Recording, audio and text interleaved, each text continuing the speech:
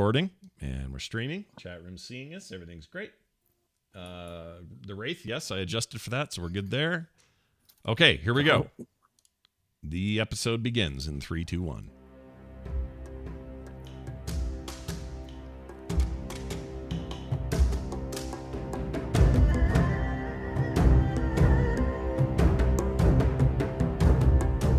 Hey everybody, welcome back to There Will Be Dungeons. It's There Will Be Dungeons and time for D&D 5th edition, where we play our own weird campaign with our venerable, you can call him the host, sure, the host with the most, the DM, the Dungeon Master, Bo Schwartz. And I'm Scott Johnson with John Jagger, Kyle, now see I've done the names wrong, so it's effing me up. Kyle Ferguson, Kristen Ashton, and Baby Chunks. Along with Bo. It's not Kristen Kyle and Ashton Ferguson? No, but I did almost say that, so I don't know what's wrong with me. But anyway, hey, we did it, and we're here. We're going to do another episode. Thanks for coming back, everybody. Before we get going, Bo, you drinking any tea tonight or no tea tonight? Because I had one earlier. Tea. I have water on tap today. I had the Diantalis. Crap, I forgot the name. John, do you remember the name of your tea that's named after Diantalis? No. Diantalis. It's called Diantalis. Archfey of Carnage. Diantalis, Archfey of Carnage. That's it. I was going to say the Diantalis Dig Punch. It is absolutely, Cool. I wish it was called that, but it's not. Anyway, it was very good, and you guys should check out our teas over at phoenixpearltea.com/TWBD. And by the way, I haven't heard any announcements from Phoenix Pearl Tea, but you might want to hold on to your Om Nom tea. It might be worth something. Oh. No. Might be going away, you're saying. Okay, all right. You're saying the character isn't the only one who died? I don't know about the aftermarket value. What? Oh, no. As far as I know, the tea's still there, but I can't imagine. Maybe we'll sell it indefinitely. I don't know. Oh, all right. It increased in value, much like a poet. Sure. Yes, exactly. Yeah. After they Only die. now is his tea truly appreciated. You got to cut off your ear, die, and then your stuff is worth a lot of money, and you're not here to enjoy it. That's how it works, so go check out those teas and get one today. All right. Before we get any further, it's time for Kristen to take up the mic and tell us what happened last time on There Will Be Dungeons. Last time on There Will Be Dungeons, Nash mired the mushrooms but mouthed no more. Discovering a deficit of devilish dealings, they continued to canter through the cave until there, on a ridge, rose Delo, Hope held hostage.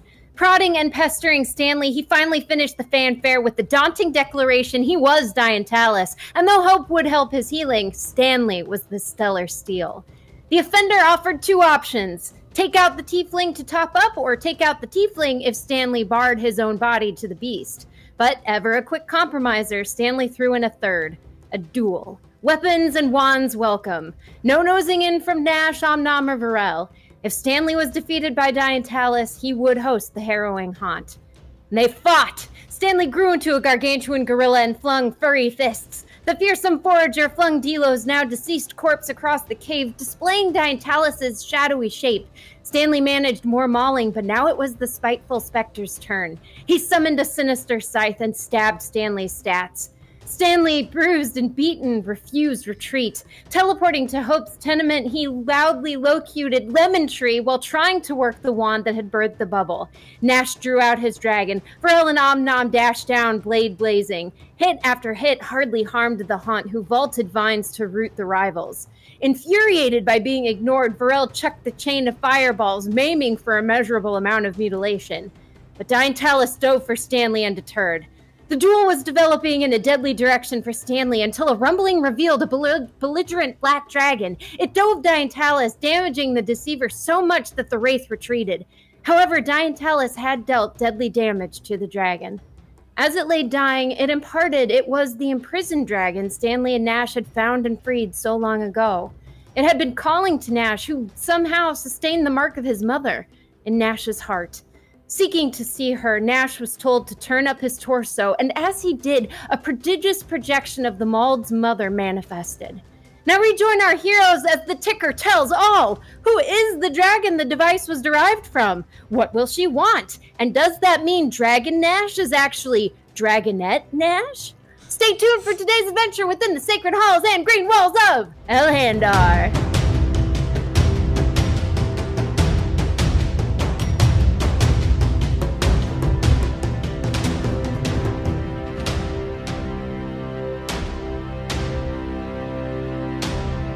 All right, Bo, it's back to you. Let's go.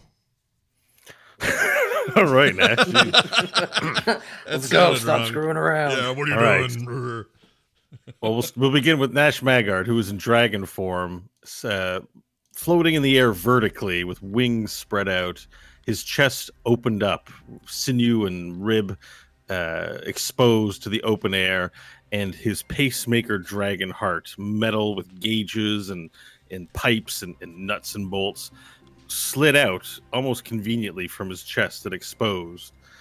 And from this chest, in the mushroom cavern beneath the forests of Elhandar, Nash Magard is frozen, locked in position, projecting from the heart a golden and white ethereal projection of a dragon that has flown in front of him and landed to caress yet another dragon, a black dragon that had just saved them from Dying Talus, who is injured, dying, lying on the ground below. Black dragon. Exactly. Just making sure. Stanley Billings and Varel Rasfim Kirik are also standing, looking on. Hope floats by in a magical blue bubble, banging fruitlessly on the side. No sound passes through. The body of Dillanoria and the feet of what was once Omnom to the side. The dragon rests as the ghost dragon sings a song in a tongue that no one in the room, that none of the party understands. A few moments go by as you watch this scene, and you expect, as the dragon just said, that he was passing on to the next life, to expire. But he summons strength and lifts his head from the rock on the ground, shakes it. Mother, I must speak with the mortals first. And the singing gently stops, and the ghost dragon relents a bit in her caress. As the great black dragon, skin and scale pockmarked with sigils and markings of abuse from whatever laboratory he was found in, looks to you, Nash, and says, I know that you did not come to rescue me expressly, but regardless, for your release, I say thank you.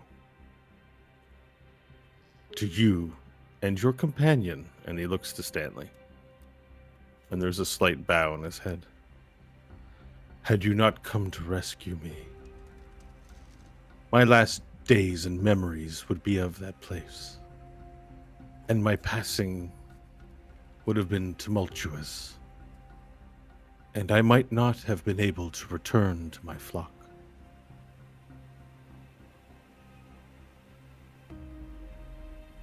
Thank you, Nash. Am I able to respond to him, or am I still sort of splayed open? You're splayed open, but you have full control of your head and your ability to talk. You can kind of look around and go, holy shit, that's coming out of me. And it doesn't hurt? Am I in pain or anything? You are not in pain. Okay. Although your body feels for sure weird. And your torso, like, you are locked in that position for the most part. You can speak and move your head around. Okay. And what's my, I mean, as far as my disposition, I mean, I can tell you that Nash would be pretty freaked out by this. Is there anything about this experience that should calm me, or any sort of extra magical things that would make me feel calm about what's happening, or am I left to however Nash would be in this situation? No, you're not affected by any magical effects. Okay, then I'd go, shit! You're welcome, but I don't get it. I don't know what's happening. This has never happened before. But you're welcome, I guess. Somebody make this end. I can't freaking move. Says Nash. I'm picturing two dragons being super cool and one dragon saying that. Yeah. Holy shit, what the hell am I doing here? Because they're all being ceremonial and stuff, and I'm just, this is not normal. I'm still being Nash, but you're in dragon form. Yeah, remember? I'm losing it. Losing it. Sorry, I was so busy laughing at what you said, I didn't really listen. I just panicked. I wouldn't know what to do. Okay. Remain calm, Nash. You share an existence with my mother. You have been with her all this time, and nothing about that has changed. Well, how come she never said anything? No one said anything before. I'm making sounds because I can't move. I don't know the details of how you've come to be. The humans of old Earth were very ingenious in their perversions.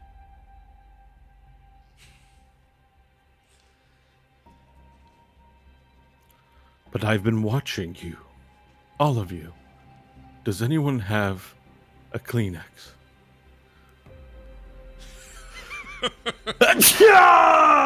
Says the dragon. As he sneezes, can I get a dexterity saving throw from everyone standing in front of it? So Hope doesn't have to. She's in a bubble. Am I just normal roll for me? Oh, actually, you have a disadvantage. You're stuck in place. I shouldn't have said anything. Yeah, you can't make the roll. Never mind. Sorry, just Stanley and Varel. Okay. 10. 15. All right, this is giant. The dragon sneezes all over you, and little cindery sneeze like covers everyone, including in your insides, which is not a great place for external things. But there you go. The dragon just sneezed on all of you. Okay. Excuse me. It's very because of all the mushrooms. It is very dusty in here. What was I saying? Oh, I've been watching your movements. All of you. But I dare not get too close. You may have seen me circling above, Nash. I've been calling to you. And this I is know the you old. may have had your... This is the old dragon from the waste. This isn't the voice of the supposed ghost spirit mother thing, right? No, this is the dragon you're speaking to. Okay, all right. The ghost mother, apart from singing, has been silent. Okay. Is she visible at all? Yeah. Okay. She's like a mother with her babe. If you picture the dragon lying on the ground on its stomach, barely able to move because of its injuries after its fight with Diantalis, the mother is there, like in this sort of caressing pattern, lying towards the back, sort of spooning him in a dragon way. Okay. All right. Sorry, I didn't mean to interrupt. Yeah, no worries. The dragon, he asks, "Why has it taken you so long to find me?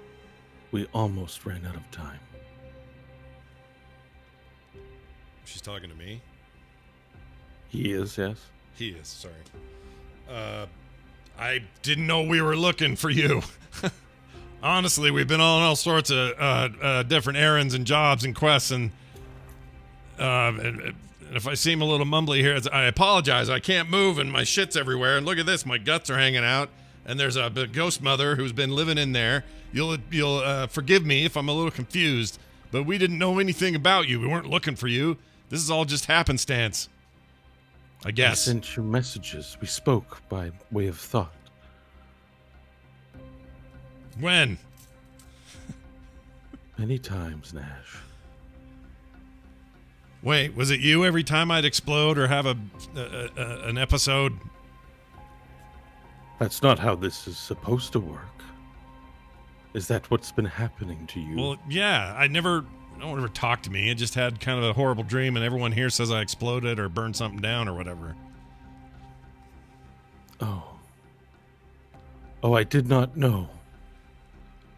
It appears the corruption of those who conducted experiments upon me has compromised my ability even further. I am truly sorry, Nash.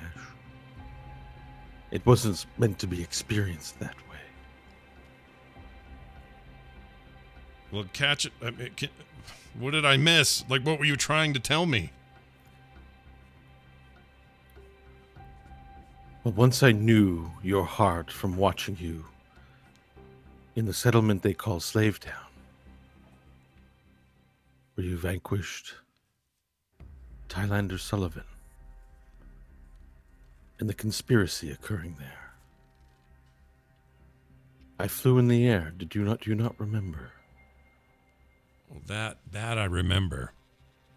But we didn't know it was you, or I needed to talk to you or anything.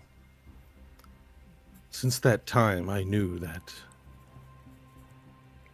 you would have to do, you and your companions. I had an irresistible pull towards you, and it took me some time to figure out what it was. You have my mother in you.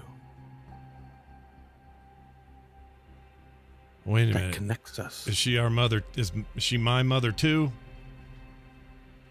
I do not know what she is to you, but she is a part of you. That means you are a part of me. And you are a part of the Black Dragon flight. In fact, you would be the last of the Black Dragons, once my time has come.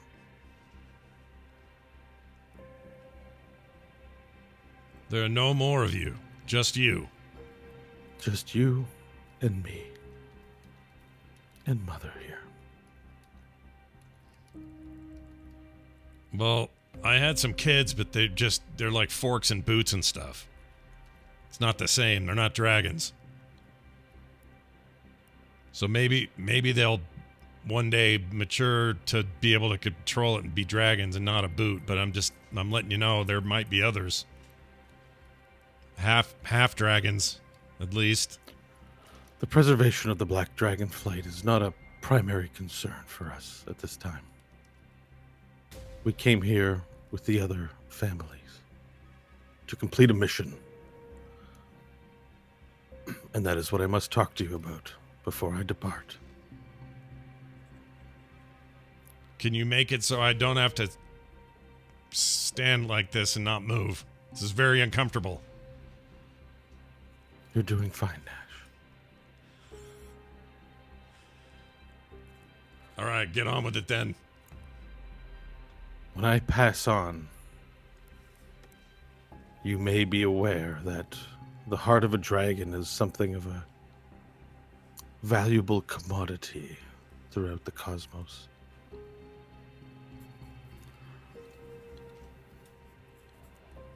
I am the last of the Black Dragon flight, and we came here with the other clans to seal this planet away. We failed in our purpose, Nash.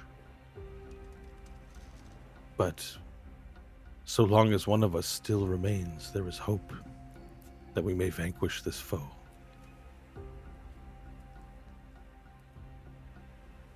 Are you paying attention? Yeah, who's the foe? Have you not met them? Is he... It's a them? Your world has been under siege for millennia now. From a great force from beyond. Are you talking about the principal? Look at... No, the principal is but a pawn.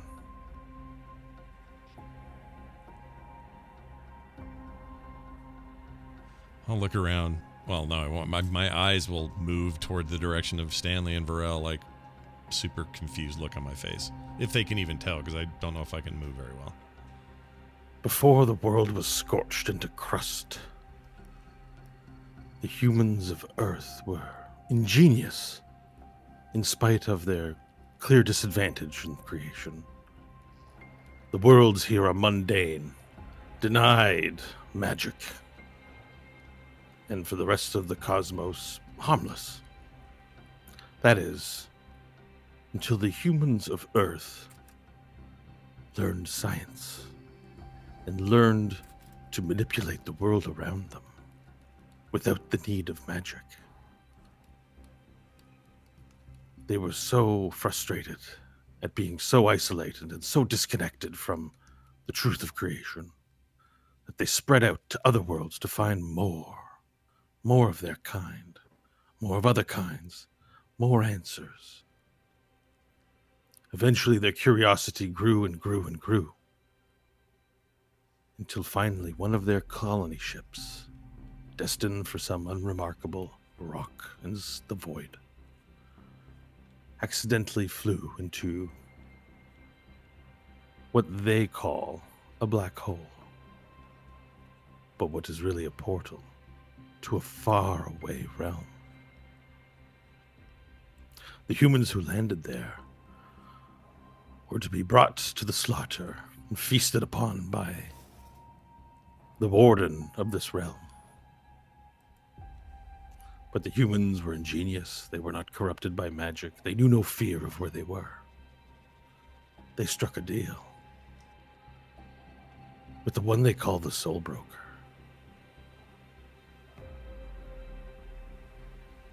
They asked to become lords, and in exchange for this lordship, they would bring their new master to the feast, to the chicken coop, where all the chickens lie in wait. That chicken coop is your planet. And the denizens of the realm they call the Weir have your planet in its mouth, and they are about to close their jaws shut. The elves of Elhendar learned of this arrangement between demon and man too late, and instead of fleeing, they created a station here, and in secret plotted against the humans and demons of Earth.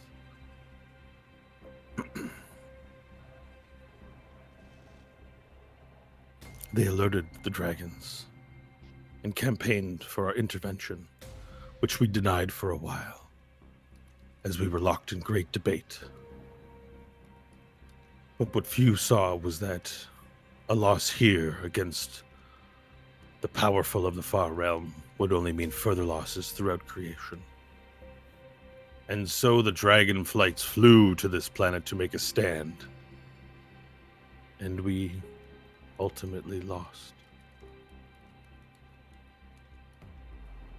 The humans did too, and the Weir was set back, but not completely. They still have their man on the ground.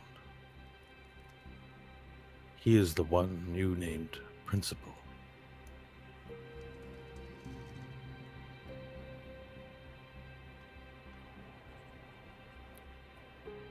The dragon flight is scattered. The dragons of the creation have fled and are in hiding, and have no more strength to fight further. But perhaps you do, champions of your planet. When I pass, I will release my dragon heart into your custody. Take the dragon heart and bring it to the elves of this place. Instruct them to build for you a rubistic trianglosphere. Once this contraption is constructed, take it to the hottest point of the planet and melt it so that it seeps to the center of your world, and finish sealing it forever. Only if the decay of your planet is sealed can creation be saved.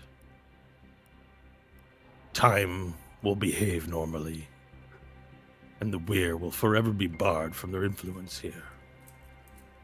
And then you can start rebuilding whatever is left. Where does one find the Beistic Trianglosphere? The rubistic trianglosphere. This is why I was asking if you were paying attention. I will offer you my dragon heart. Give it to the elves. Have them fabricate this device for you. It is a complex and it is a complex structure which requires impossible geometry. The elves should know what to do with it. So they've heard of this thing. They know how to make it. There should be those among them who do. Right here on this ship, common. This ship station thing we're on right now. There are elves here. If I present them with the heart you're going to give us, they'll know what to do with it. That is a recap of what I said, yes. All right. I just don't know if I believe it. That it's that simple. But okay, how are you going to give us your heart? Well, it will not be that simple, Nash. But believe that my final wishes before I part would be to see that the lives of my flock and my brethren were not thrown away in waste coming here. You are our only hope. I have a question, if you don't mind. The dragon creaks his head and looks towards you. You said that the principal serves the weir. If that's the case, why would the weir want the principal destroyed? I do not make it my area of interest to figure out what demons think and do. Suffice it to say that it pleases the Soul Broker. And that's reason enough for concern. You also mentioned these first human lords that met the Soul Broker, that they became lords themselves. Do we know who those are? Do we know what became of them? There's no telling how many of the Weir Lords number as former humans. Certainly the demons came here under cover of secrecy and approached the leaders of the world and whispered dark secrets to them and offered them trade for power.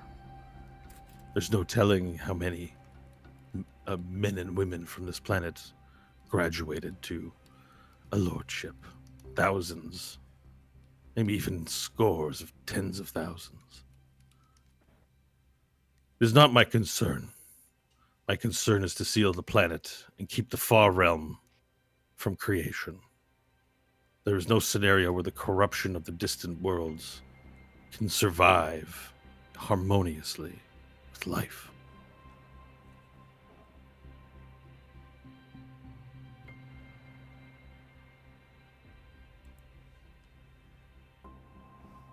It is a shame I will not get to spend time getting to know you all.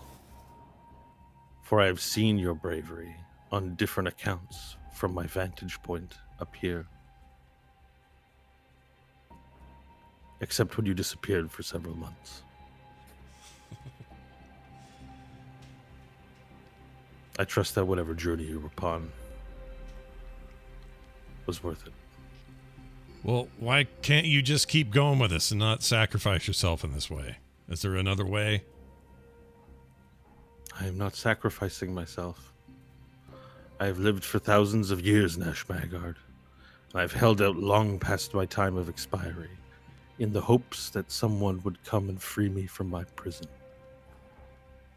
I've only lived long enough to give my heart to those that are worthy of it. I'm only grateful you finally decided to come find me instead of ignore your visions, as unintentionally shitty as they were.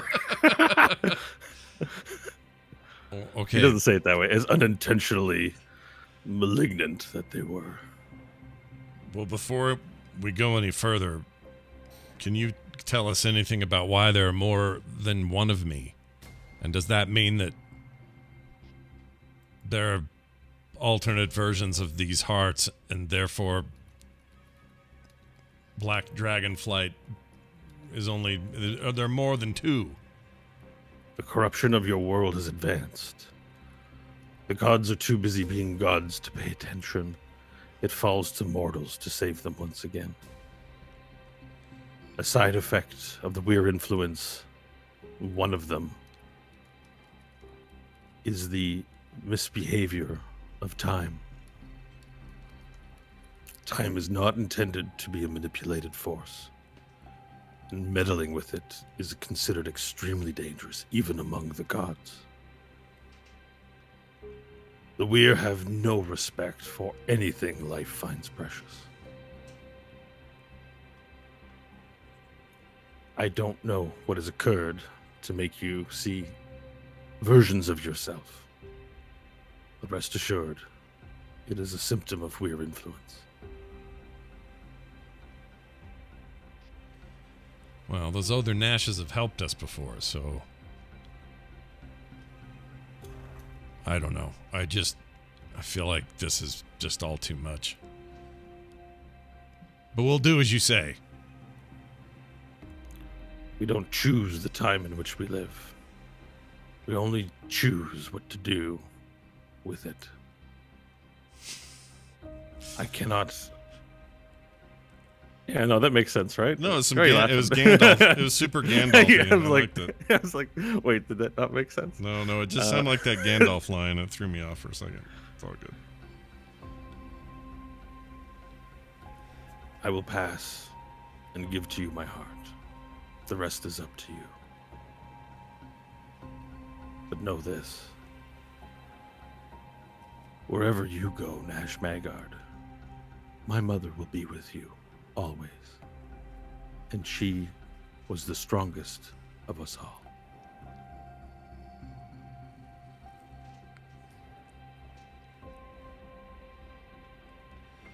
He rests his head down and begins to close his eyes. If you want to bug him about something, better do it before he dies.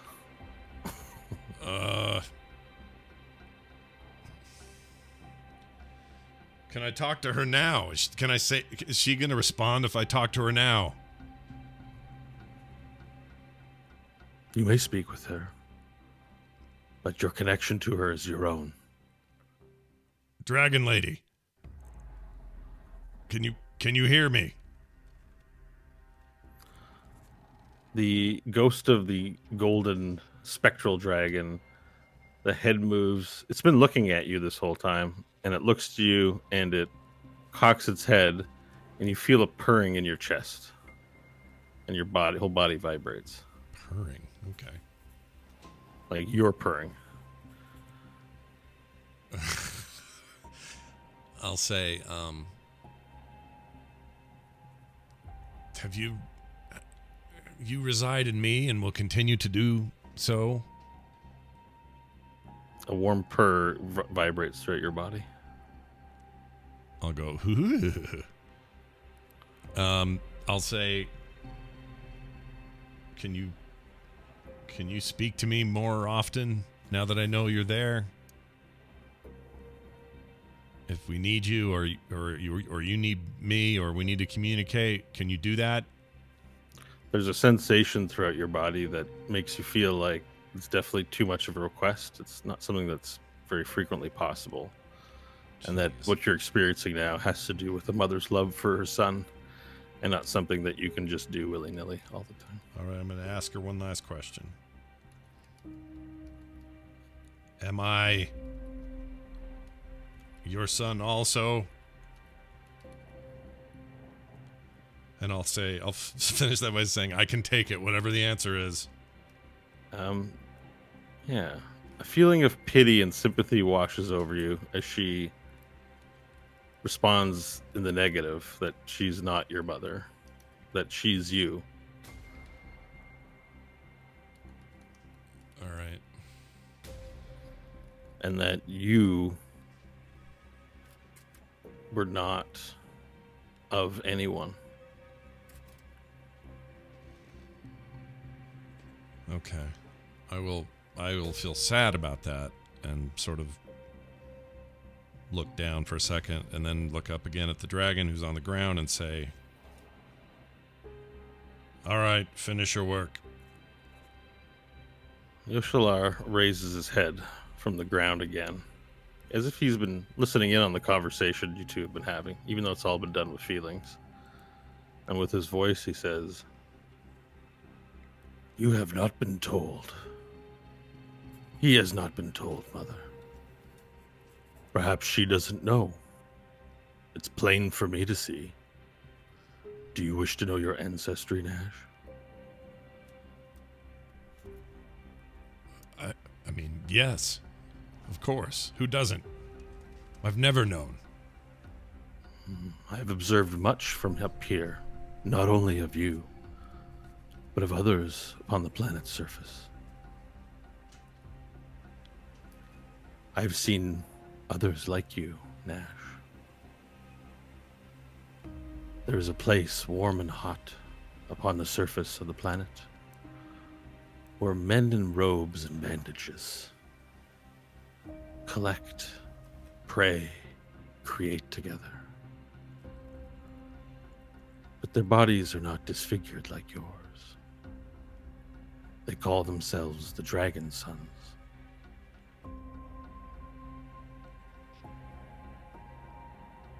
They worship the dragons, but not the beings. They worship the metal inside. And they use the metal to create weapons of war. But not simple guns and ballistics, or even magical contraptions.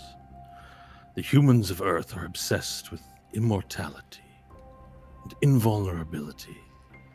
The world is a savage, hurtful place, and those smartest among them seek to make themselves gods. And they have found the secret to the dragon metal heart.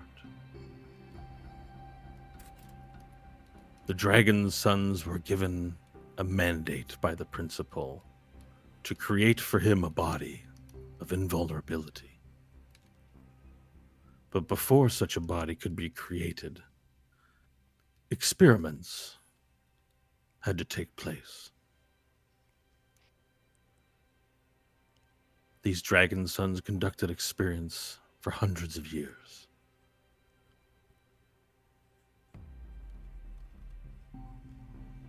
You are one such experiment. As they produce their own Dragon Sons, you are created from an amalgamation of several different humans and other species from the flesh pits of Clench. They poured you into a mold and you came out, and then they conducted their experiments upon you. I'm sorry for the painful news. But only with the truth can you begin healing and begin saving your people.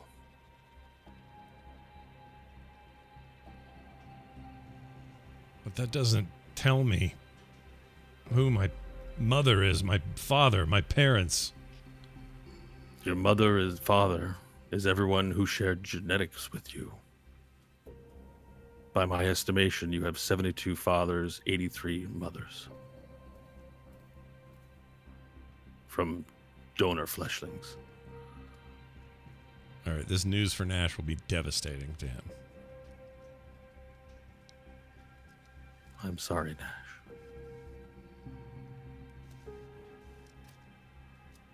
If only we had met sooner, but it's of no matter. Take this advice from a dragon. It does not matter who your father, who your mother was, who your family is. What matters is the truth of your soul and the connections you forge with other souls as you carry it forth into the next life. Dragons have excelled at this, as it is our nature to be connected in such ways, and for the lesser races to be isolated so deeply from one another is a great sadness to see. But in a way, you're more advanced and more human than any humans before you. With a soul filled with so much experience from past lives.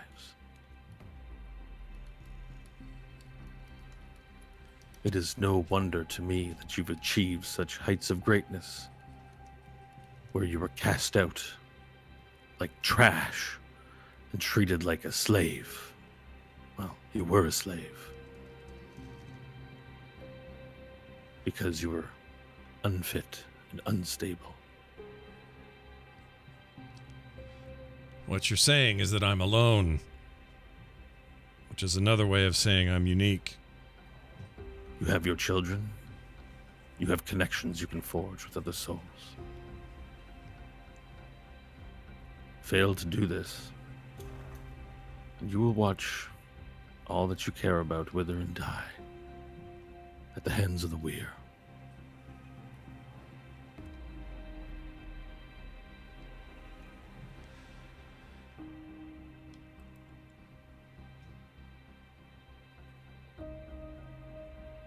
Well, I wish I could thank you for this news, but I'm not sure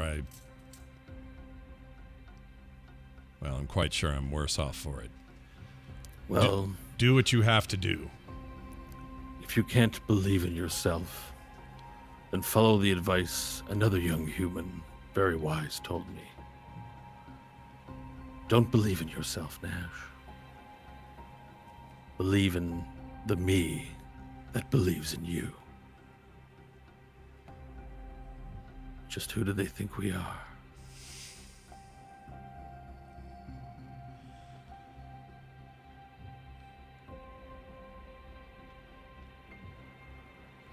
And with that, his strength begins to wilt, and his eyes begin to shut, and his head lowers down, and the spectral dragon mother's singing begins to increase. And a moment or two goes by, and then the dragon's body just lets out this big sigh, goes limp, and ceases to breathe or move. As the body stops moving, the ghost of Kaz Desiree retracts and pulls and swims backwards, helpfully, not fighting back against it, into your dragon metal pacemaker. And your ribs and flesh and like even the sort of slide that the block that the engine is on, so to speak, like slides back into your chest, and scale and sinew begin covering back up and just tying itself together magically, and the flesh cleans itself, no more blood spurting everywhere, and then you're back to dragon form floating, and you were used to being held in the air by another force that you sort of fall to the ground, not hard, just land on your feet on the ground. And the life from Yoshalar expires. And the mushroom-filled cavern descends into an even deeper quiet and darkness.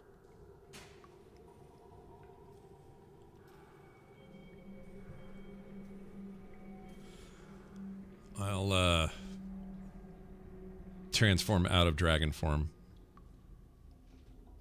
into Nash form. Mm-hmm.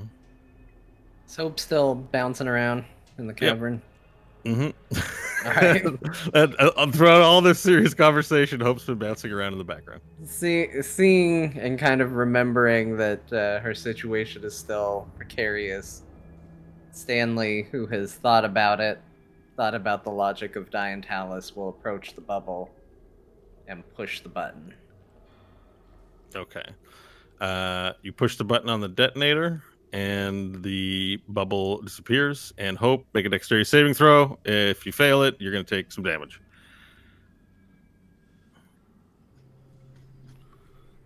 A dirty 20. All right, dirty 20. You take no damage, landing on your feet, and the empathy grenades bounce all around you, but do not go off. It's not a high enough fall for them to trigger, so you just go ding, ding, ding, ding, ding, ding, ding, ding, and they all hit the ground all around you. There's about 40 of them.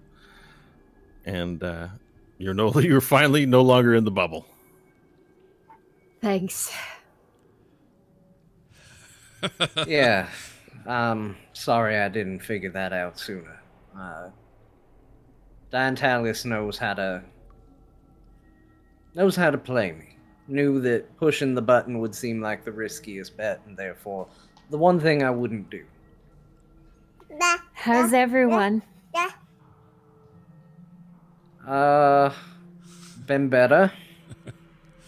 Been better. That's awesome. We've got We didn't get the bear. I can tell you that.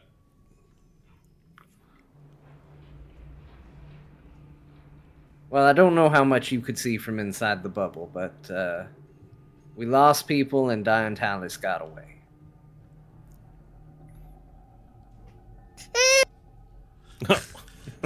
Yep, I feel the same exact way about that.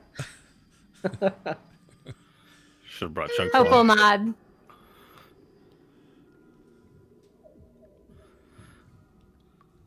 All right. So, what would we like to do, guys? Nash is not going to know what to do. He's devastated because his whole drive since leaving the solar mines was to try to track down his origins and find what he thought was his family, and he does not like this news at all. Nor does he like the responsibility of being the final member of a bunch of dragons he didn't even think he was part of. We have to get moving. Don Tallis is still out there. Clearly, he's after me. If he's willing to trade hope for me, I don't know why. I don't understand it. I don't know what his goal would be in that situation, but he's been where we live. He knows who we care about. And theoretically, he could possess any single one of them. We have to get moving. Vorel, do you think you can cut out the heart from that dragon?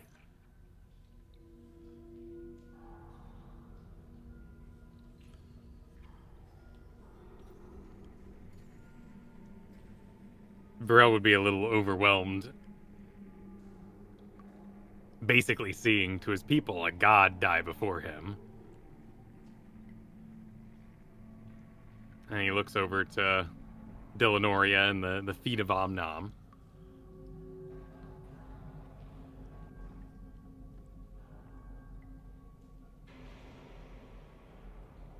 This dragon has expired. The spirit is no longer with the body, and the body is free reign. But on such a beast, there should be some ceremony. There should be some expertise in removing this organ of note. I would butcher this body. I would do it no service, no ceremony, no beauty in the removal.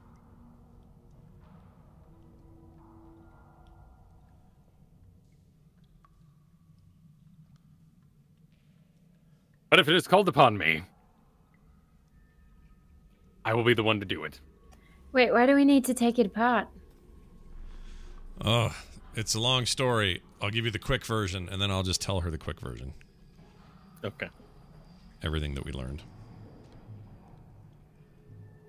While they're talking, during the fight in the initial stages, Dillanoria was fighting with a rapier that you said got knocked from the hand after he got crushed and fell to the ground. Is that around to be found?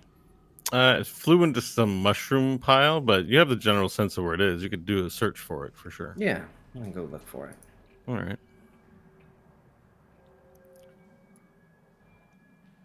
All right, well, I will use Cunning Artisan to begin dismantling the dragon and accessing the heart. Okay, perfect. So we'll get to that in just a second. We'll get a roll for that here. Or do you need a roll for that, or using your feature, which doesn't require a roll? But because you're cutting out the heart, no, I'd say you're trained at this, so you could do this without requiring a roll for sure. I'll get you to make an investigation roll, though, John. Okay. A dirty 20. All right. You find a rapier that he was wielding amongst some mushrooms in the area. Safely remove it. You now have the rapier, and I guess you picked up the wand. I mean, I snapped it in half, but Oh, okay. yeah. Okay. So, well, because the wand, you picked up half the wand because it would have been black duct tape, black electrical tape to the detonator. So if you clicked off the detonator, you picked up the wand. I don't know if you're keeping it or not. You're going to keep it? Might as well. Okay. As you pick up both pieces, the wand magically snaps back together. Whoop. Oh. As you bring them close, there's like a magnetic pull, and you just kind of let one side go, and it snaps back together as if it was never broken. And yeah, you now have a detonator wand on you. Okay. You will have to attune to it, or otherwise discover what it does to gain access to its properties. Okay. And any sense that the rapier is anything more than just a run-of-the-mill rapier? Looks like a mundane rapier, as far as you can tell. Okay.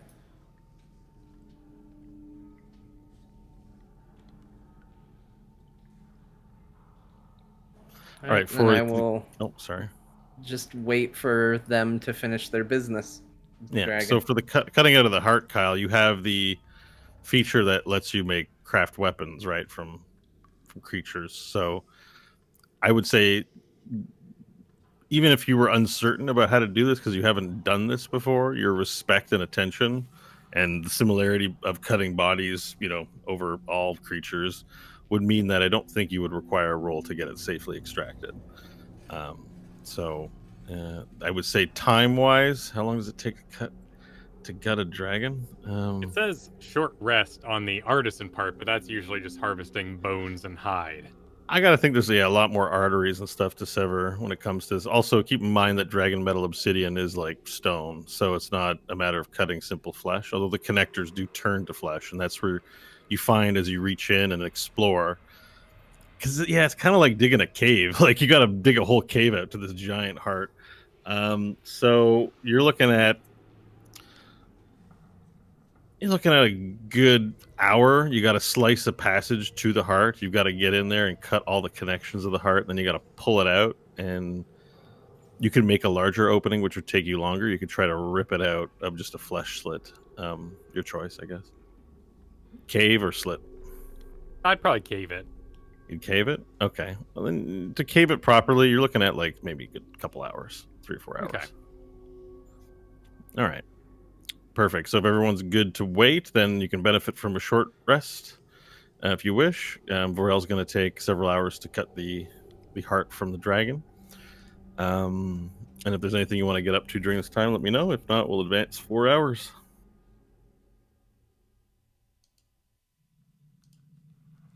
Okay, short rest complete.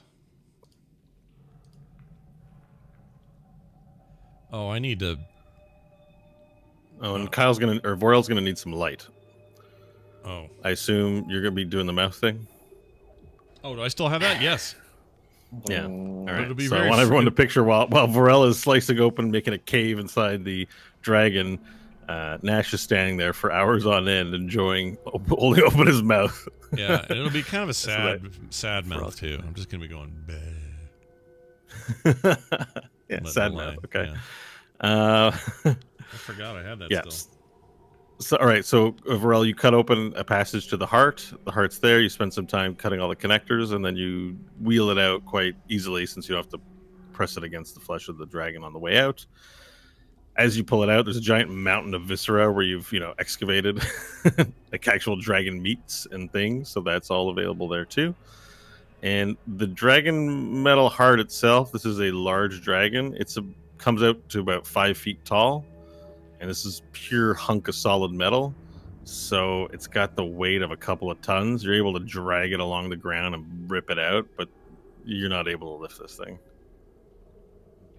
And as you pull it out, you see that it's a heart, a giant heart, but it's all black and it's made literally out of metal, like glassy looking, impossible to break metal. Do you drag it or roll it? Would you be a dragger or a roller? Probably a dragger for at least, through the blood and whatnot here. Yeah. But at that point, I wouldn't be very comfortable damaging it against the ground, I suppose? Yeah, rolling it around and getting aggressive with it. I gotta put a towel underneath it at least. Nash would say, "Why is this so big and mine's so small? I don't get it. If that was in me, I'd be 50 times bigger than I am." I say it to no one, just kind of out. Okay. If there was a sense, because maybe you've gotten a little bit of a look at your heart this time around, is that your heart's a pacemaker that's manufactured, and this is like an actual organic heart in a dragon. Right. So probably your heart was reshaped from, metal base. That's why yours is your size. Okay. It fits in a human. Well, sorry, I didn't mean to answer it so thoroughly. No, it's good.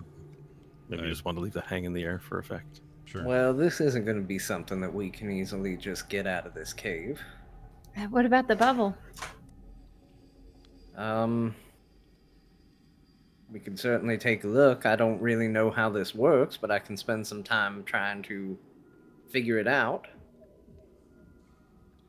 So I'll take a look at the wand and see if I can figure out how the thing works. All right, well, you've had some time to sit and study it. So, all right. It is, you can add to your inventory. It's a wand.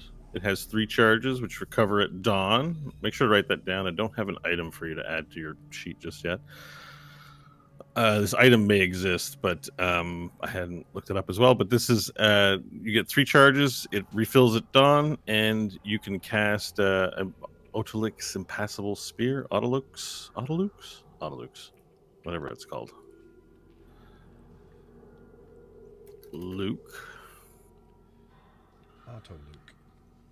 Yes, Autolux Resilient Sphere. It's a 4th level evocation spell. Sphere of shimmering force encloses a creature or object of large size or smaller within range. An unwilling creature must make a dexterity saving throw. On a failed throw, they're enclosed for the duration, which is a minute. Requires concentration.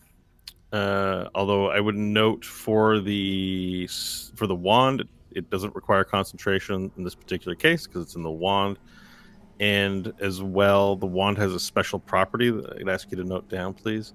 That where you point the wand is where you can place the sphere. So you can kind of like point at it. You know how you saw how you ran with it?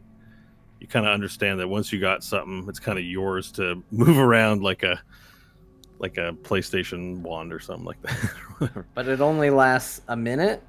It only lasts a minute. Because Hope was in that for a real long time. Yeah, well, it had Diantalis' effects on it, so... Okay. Yeah. Well, after looking at the wand, it's certainly capable of moving the heart, though not very far. This is only going to last about a minute. We could move it where we wanted it, but we have a minute to get wherever we're going. And we've got a couple days to get back where we were.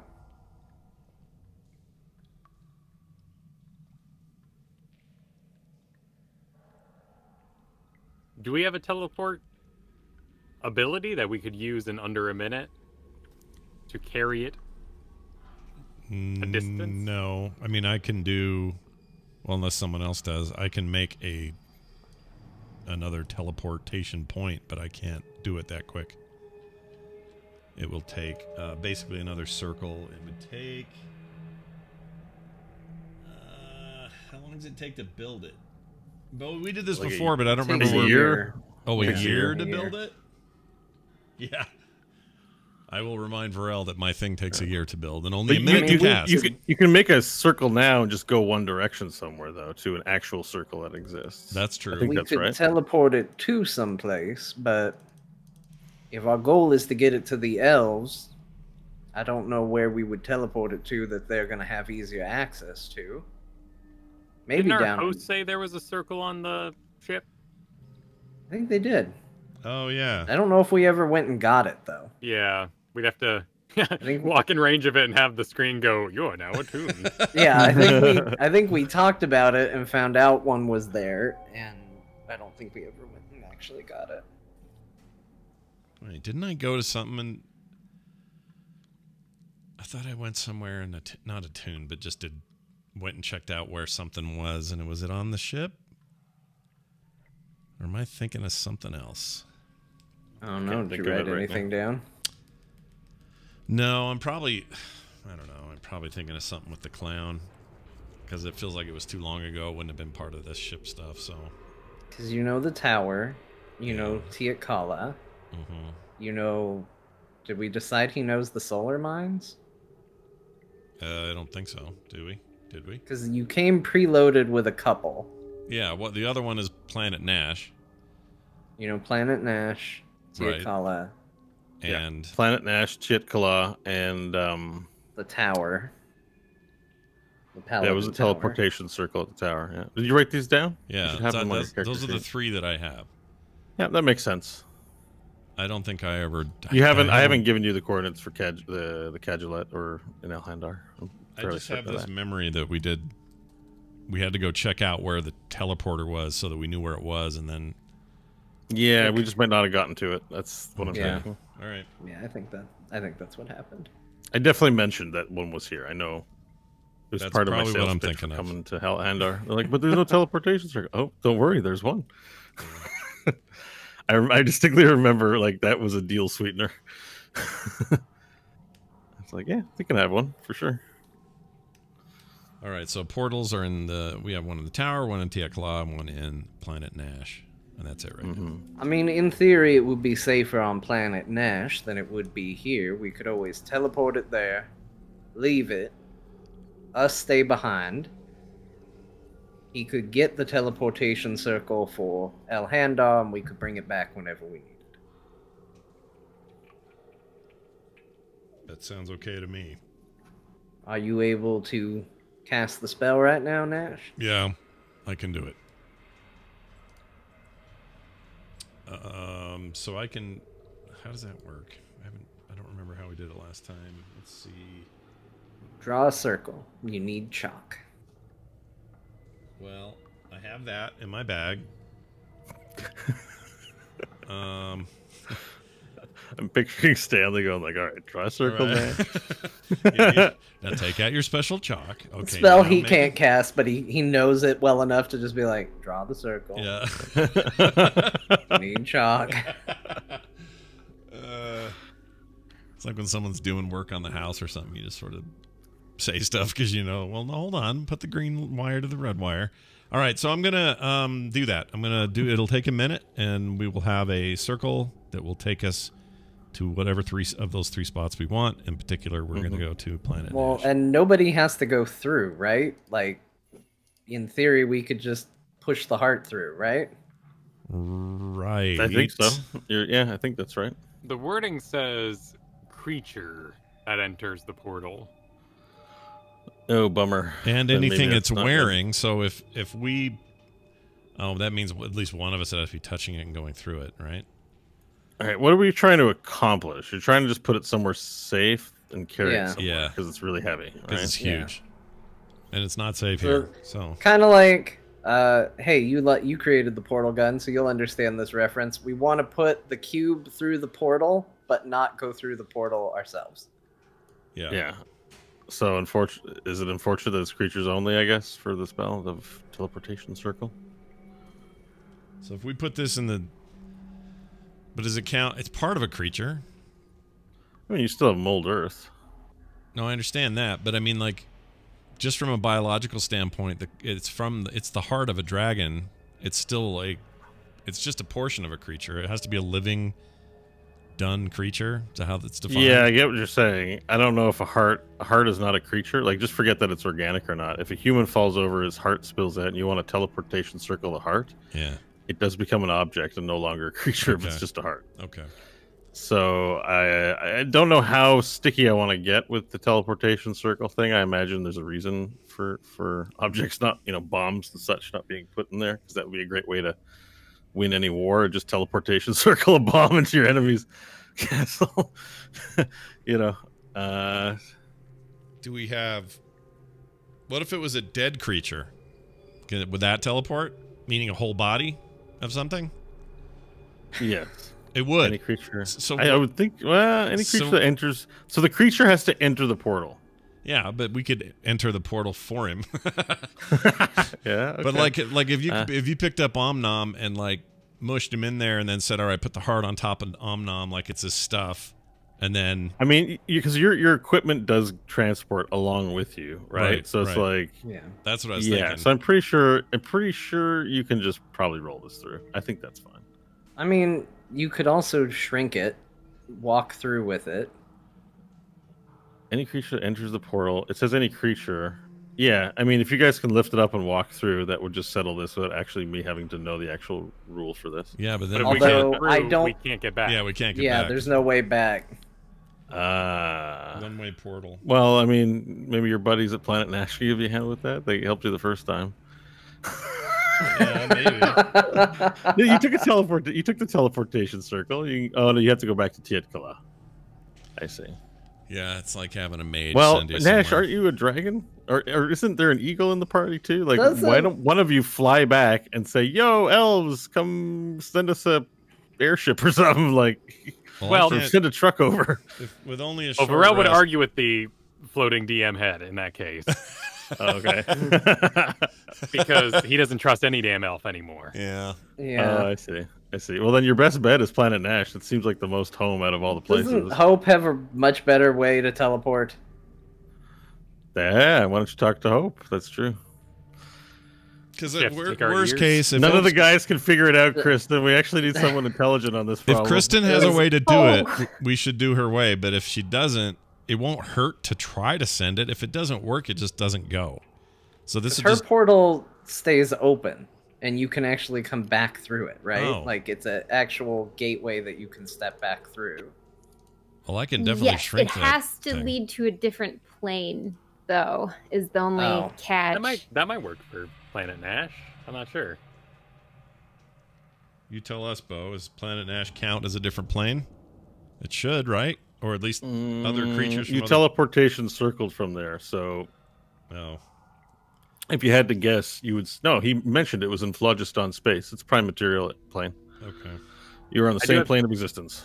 I do have the answer according to sage advice.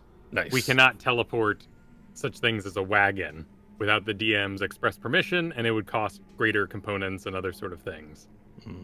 So I say, if you can all lift it and have it on your person, in spite of the fact that it weighs 5 tons, then okay. But I don't we think you can have. equip it. I don't think you have the combined strength that all 4 of you carry 5 tons. Yeah, but if I Maybe it's in- 5 tons, jeez. Maybe in dragon form. I mean, I can't do dragon form this quick, or I'm gonna put myself in death store. So, Yeah. Oh, and Death Storm. because I Yeah. was just a dragon, so if I want to double my How many exhaustion- levels of exhaustion do you have? 4.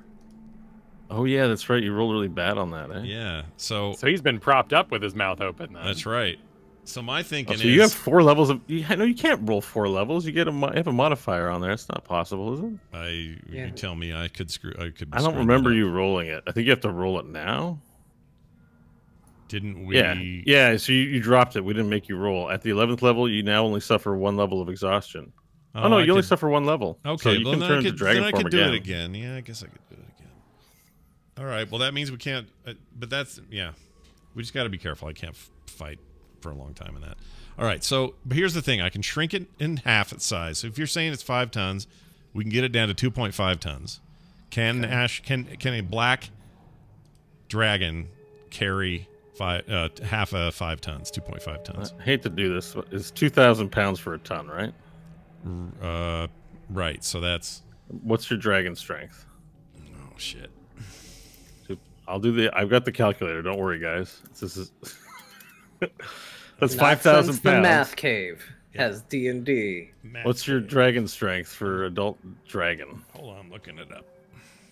Thought I had it up. Black Dragon. Here it is. So we are looking at 19 plus 4 on strength. So I get plus 4 on rolls, but it's 19. 19 plus 4. Oh, that's your modifiers. Yeah, plus that's my 4, modifier. right? So 19 as my base strength. How's that looking?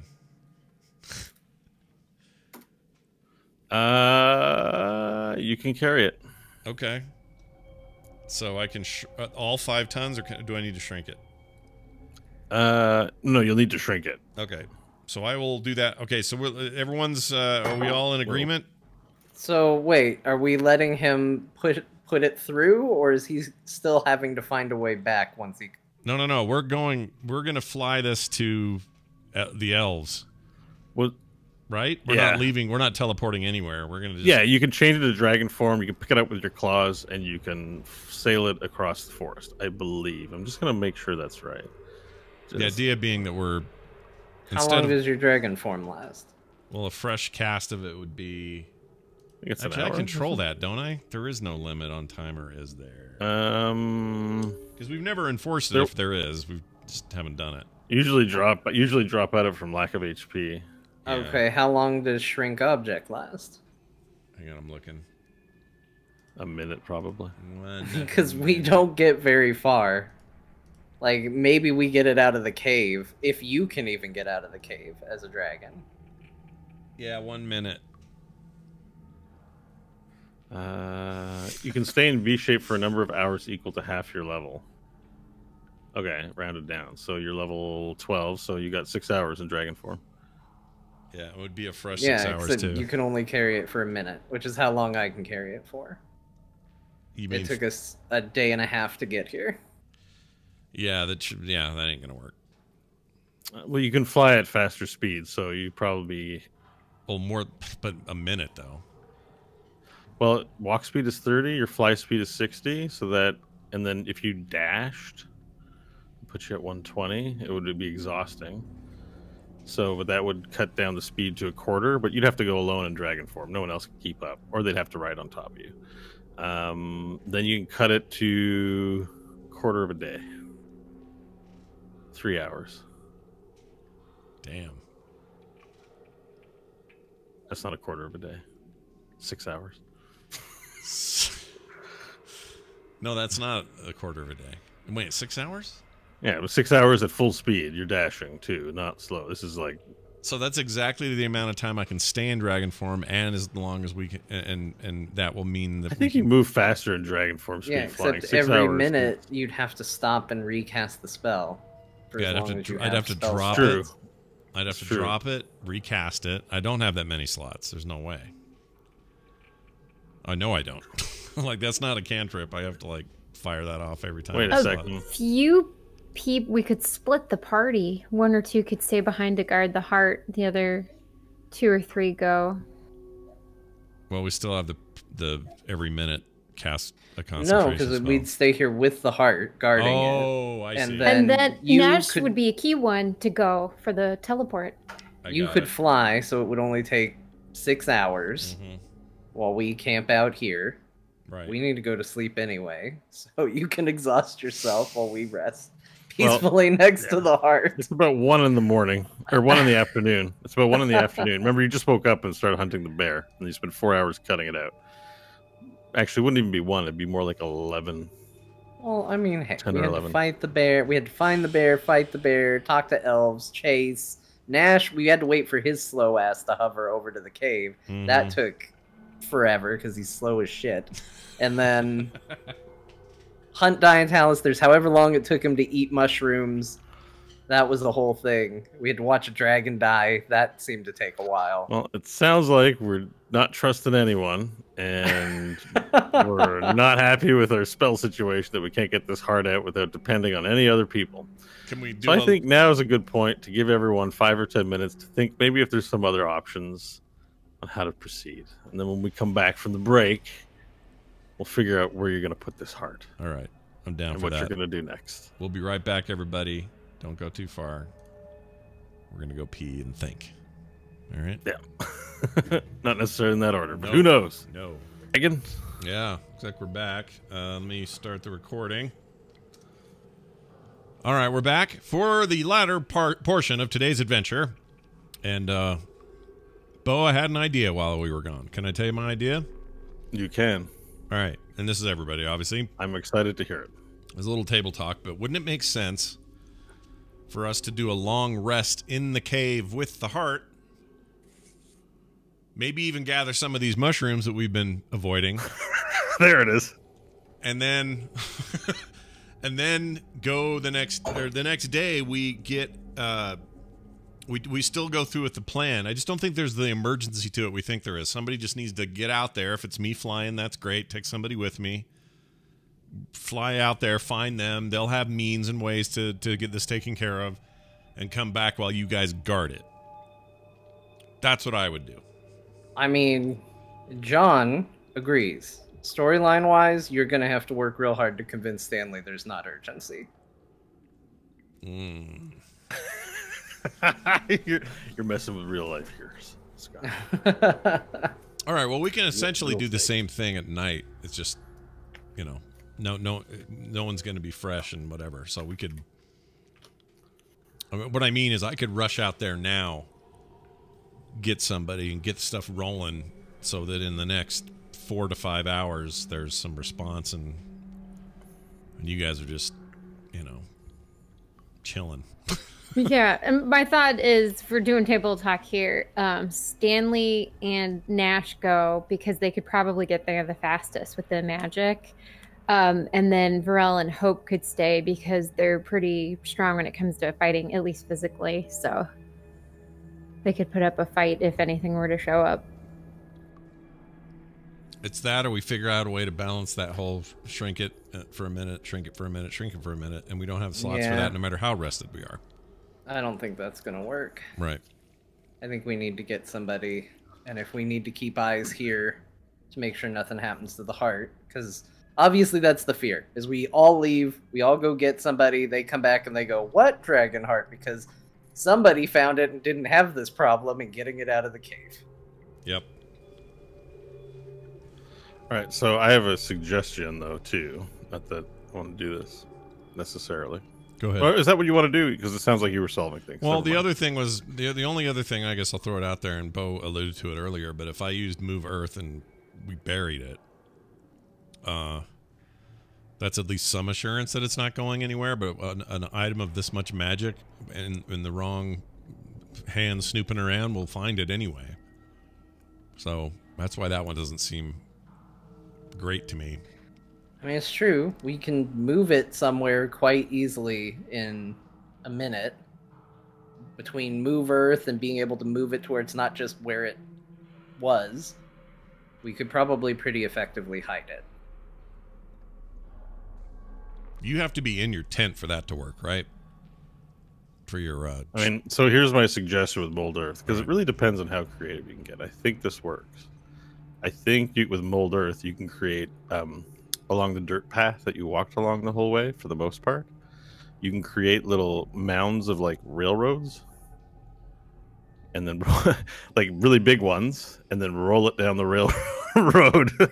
Like, you'll need somebody to push it, but you'll have these 2 tracks of earth that you could potentially make ahead of it, and then roll it down. Do we have, is it flat the whole way? Or is there uphill, downhill? I mean, it was mostly flat. There's like hills and stuff, but nothing egregious. But yes, there will be hills. It will not. I mean, it's just a suggestion. I don't know if it's a good one, but I like the idea of it. You know, model train style, just rolling down a path that you made. But maybe it won't work. Who knows? I mean, that would basically have to be me in front of this thing, casting it as we go. Yeah, you'll be busy the whole time. And then them pushing this 5-ton thing, which may. I guess we could shrink it first with, but then no, that's it'd be on rails, so it wouldn't go. It would roll in the direction it's supposed to. Although it's not perfectly round either, so who knows? Maybe I'm inviting trouble for you guys. I'll throw an idea in character, which is when Don Tallis took over me, it was just me, and he didn't even have control all the time. In this case, he had control of this fellow. And also had a whole group of mages seeming to work for him, too. Now, I don't know if those were people under his influence or people he convinced to help him. We don't know the circumstances of that. As a result, we don't know that if we get to town to speak to someone, that they're not going to be under his influence or control either. We have no idea how widespread this is. So, if we were to leave people behind and fly back, for all we know, every elf here was working for him. We don't know one way or the other. I think if we go somewhere, it would be smarter to all go together. Then we'd have to bury it. Because we just don't have a practical way to move it either way. So if we don't leave someone behind, we have to hide it. We move it, we hide it, we leave, we assess the situation, and if it turns out that it's not widespread control, we can bring people back. We could even have Nash learn the circle, fly out here, and teleport it himself in no time.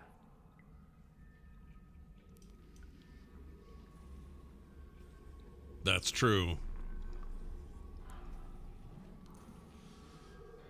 I bet Nash will say, I think I agree with Stanley on this. Any dissent before we bury this?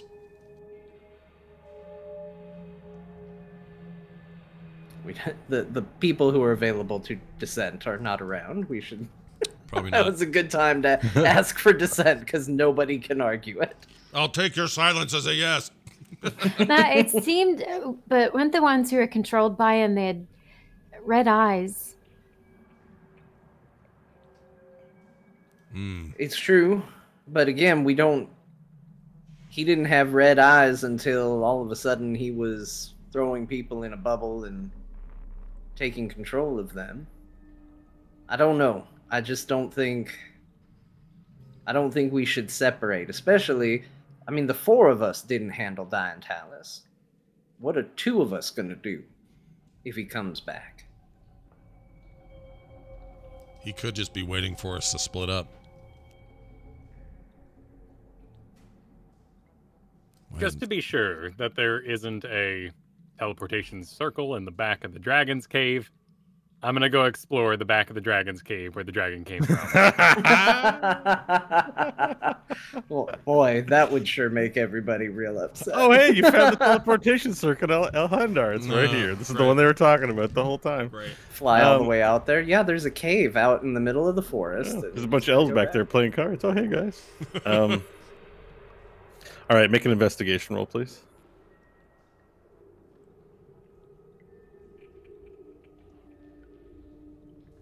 Seven. Okay. So you go and explore the remainder of the cave, which I will reveal on Roll20 for the sake of curiosity. However, you head towards the back where you would think that Yoshalar came from and maybe had constructed a lair of some kind in the short time that he was here. So let me just go ahead and reveal. How do I reveal things in this game? No. Oh, there we go. Sorry, it's been a while. Hey, so you explore to the back, and the only thing that you see towards the back are more mushrooms and an area where he had definitely been resting. You see disturbed rock and stone. You see scales that have been likely bitten off because they were irritating and spit and cast out into the ground. There's also an area where there's like a pool of crusty substance on the earth. You know, it's not wet, it's like dried blood, but caked on probably some time ago where it occurred, and it's still just there. In the center of this pool, there's a stick of metal. And in particular, something about it, Varel, perturbs you, like it's emanating something that's starting to give you a pain in your head. Okay. I will back up. And yeah, we got something in your jurisdiction, Stanley. All right, we'll go climb up and check out the metal stick. Okay, so you move to the back where Varel was exploring, follow him in. With your dark vision, you can see what I also described to him as the resting place of Yoshalar.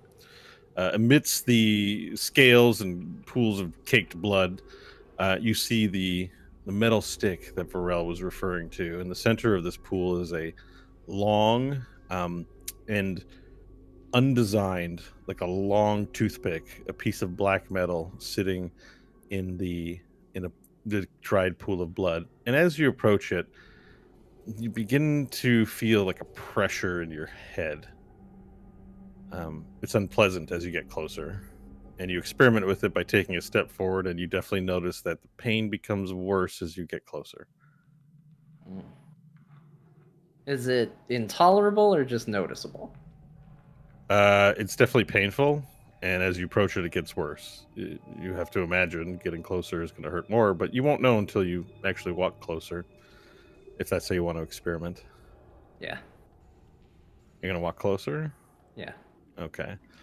You take another step forward toward the stick, and then you now have a full-on raging headache. There's a sharp pain in your mind. It's not causing you damage as yet, but you will suffer disadvantage on everything, so long as you remain in this area.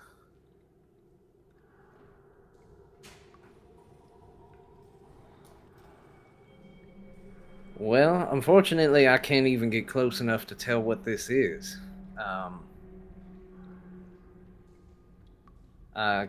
Send out Mage Hand. Can Mage Hand pick it up? Okay. What is there a weight limit to Mage Hand?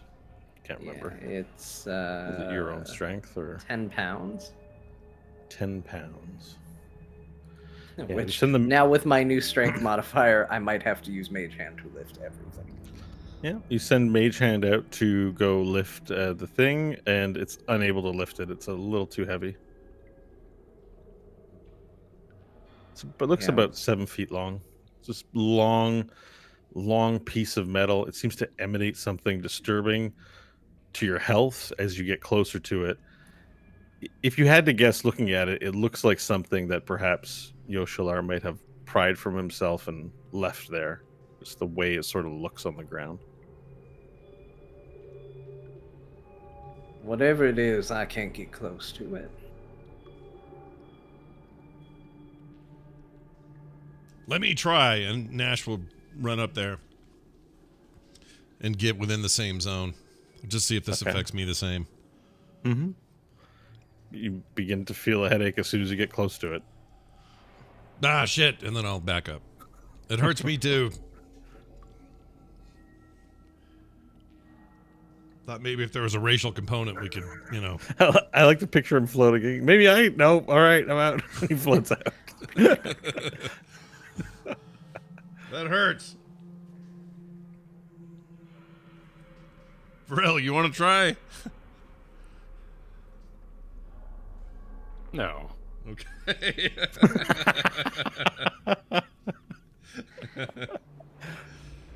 Perspective-wise, does it feel like those beasts we fought so long ago below Tiet Kala?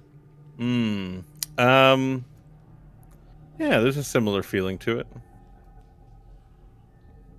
Interesting. Does it feel like is it just like a noise, a pain, or is there emotional disturbance as well? It doesn't appear to. It affects your emotions to the degree to which having a sudden and sharp headache would affect your emotions, but nothing direct. Okay. It seems to create pressure in the head most of all. Interesting.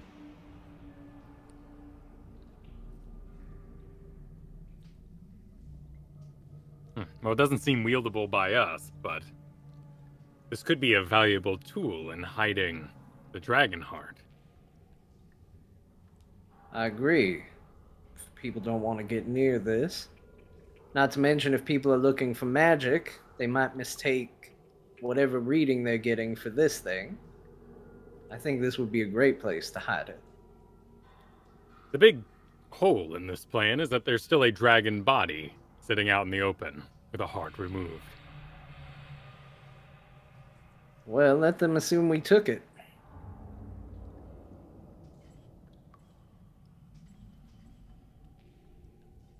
And this crafting, this robastic triangulosphere, can only be done by the elves here? I've never heard of it, so until the dragon said it, I have no idea what that is or how they would even put it together, but we can only go off the information we have, which is they're the only ones. And if they've been corrupted, that's a whole nother conversation. But yes, according to the dragon, they're the only ones.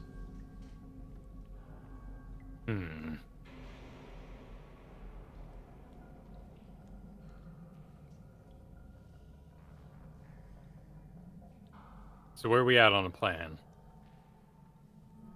I say we use the wand. Won't take too long. We should be able to move it in the minute we have.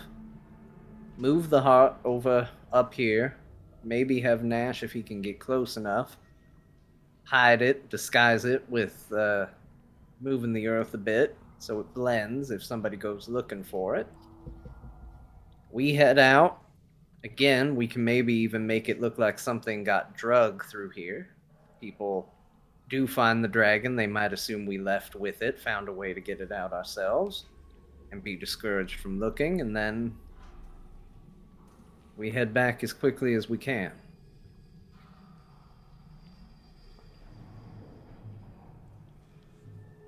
This sounds like a plan to Nash. I say we head directly for, if we can.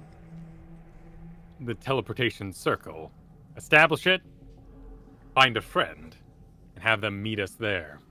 Immediately take it to these smiths, with no in-betweens.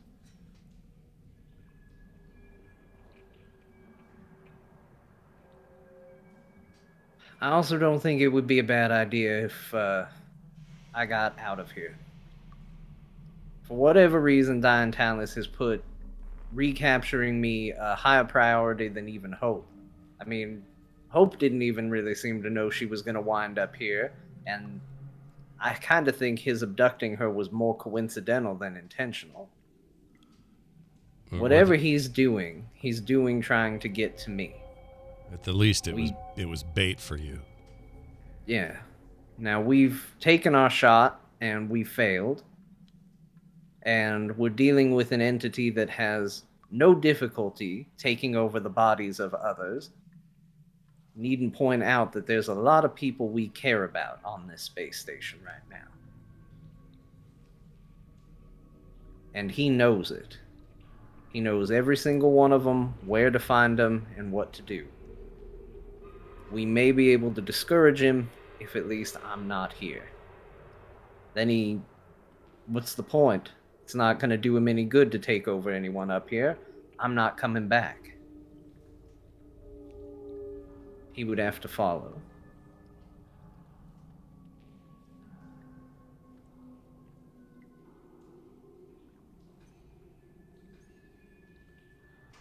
So should we send you away for the crafting? Get you off the station? I think the further I am away from people that we care about is probably a good idea at this point. What if he wants you to do that? What if that's the whole plan? He knows that you would... If anyone knows your brain, it's him. He knows how you'll respond, what you would do in this situation. And if he knows... That's exactly the problem. If he knows that if I stay up here, all it takes is to take over one of you or one of the people you care about that you would be willing to trade for, that I would be willing to trade for, and it's over.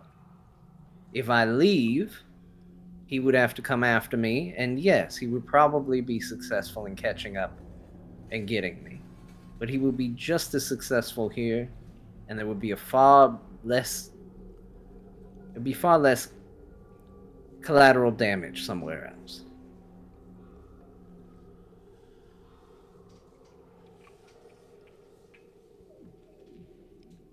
I mean, Nash, he has literally stood in the house where your wife and children are.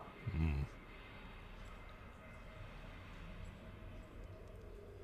He knows, he likely knows Eminil is here. He knows we have a history. He knows that... I am loath to break this group up, but the more examples you add, the more sense you're making. I'm not trying for anything dramatic or grand. I'm simply being practical. We can't stop him. And right now, up here where we are, there is very little we can do against him.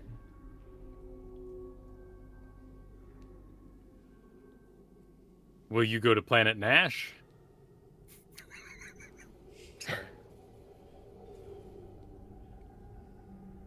I don't know. I was thinking maybe I should head back down to Earth, but maybe that's a good enough place to hide out. The problem is if he thinks it's a place where you all can get to, he might still come after you. Wherever I go has to be tantalizing enough for him to come after me. If he thinks it's a place you're going to easily go, then he just hitches a ride with one of you. That's true, but I don't think he knows about Planet Nash. He likely doesn't, but that would mean he would just double down on going after all of you. We already know Hope is his backup plan. He knows about the arm and was more than happy to take her. So if he doesn't know where I am and doesn't know where to find me and doesn't think he can get to me, he might just double down and go after her. So where could you go that we wouldn't know about? You can't tell us that, Nash. Maybe That one would of be the the elves point of- can lend me a ship. Head back down to the planet, see what's going on with our home. Yeah, and just not tell us what you did. So that if he interrogates one of us or tortures one of us, we won't give up the goods. Well, that's not a great idea. No. You need to know enough to where if he... Likely Diane Talus's interrogation will be an interrogation you don't even know you've had. You'll be having a conversation with someone and you'll offer a piece of information to a stranger or to somebody you knew and trusted, and now he knows what he wants to know, and you won't even know you told him. So as long as you know roughly where I'm heading, and he believes that that's all you know. Sorry. It's ukulele time. Sorry. That's all we need. All right, then Earth. A ship and then Earth. For now, though, let's one thing at a time. Let's deal with the heart.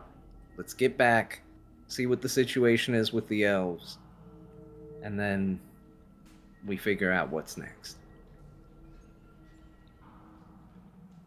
Cool. So let's go about burying the heart under or near this staff of disruption. Okay, so Nash, you're gonna use mold earth to create like a pet tunnel under the staff. Yeah. Okay, and then so I can bury put the heart under it. Yeah. And I've got the range to do it without affecting me, but I don't know. And how are we moving the heart? Yeah, that's the question. Is how The we do wand, can we bubble it? Let me just reconfirm that this works. Is it maybe, again, restricted to creatures, just like other things? You never know. It does say object, but it gives a size, and I don't know if the size is within the Well, restriction. dragon would be large, so its heart's probably fine. Yeah, creature object. And yeah, a dragon, I believe, is large. I guess let me have a look at that here.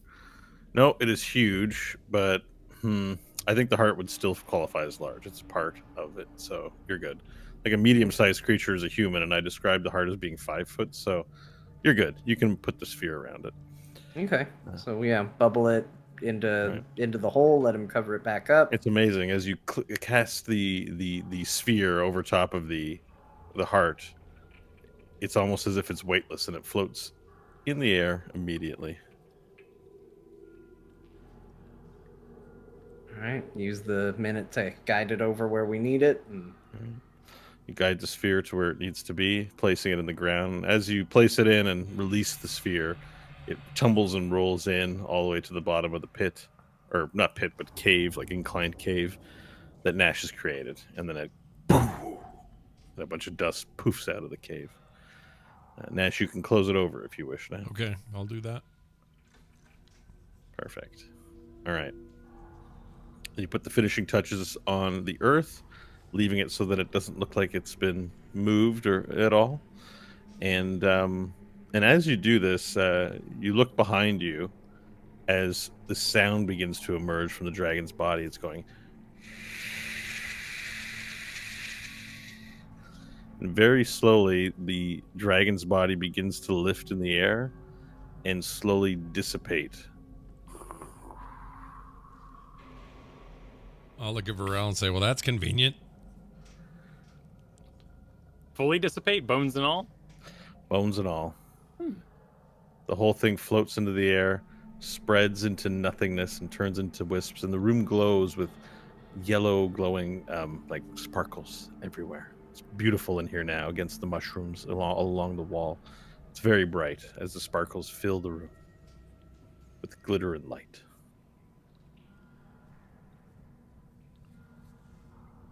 Is it brighter than my throat light? Yeah, it competes with your throat light for filling the room with light. Sweet. Hope's been picking mushrooms while listening to the conversation. Oh, good. Oh, okay. How many mushrooms? One of each kind that she can fit in her bag. Okay. All right, perfect. So let's have. You ready? I'll send you a list. How about that? We'll do that after the show, unless you want to start trying them now. No, she's going to bring them to the tieflings. She's not going to try them herself. Oh, okay, Yeah. then just note down that you have one of each mushroom from the forest. Also, I would pocket some empathy grenades. Okay. I'll have to make a note of some of the text I'll have to get you guys for rules. Empathy grenades, John. Okay, there's 40 of them. Are you grabbing them all or just some? No, I'd probably grab a... I don't have a bag of holding, so I'd probably grab a couple handfuls. Okay, let's say it sounds like a bandolier. 8. Okay. Good. And also add the staff. We have to get your staff with the sphere.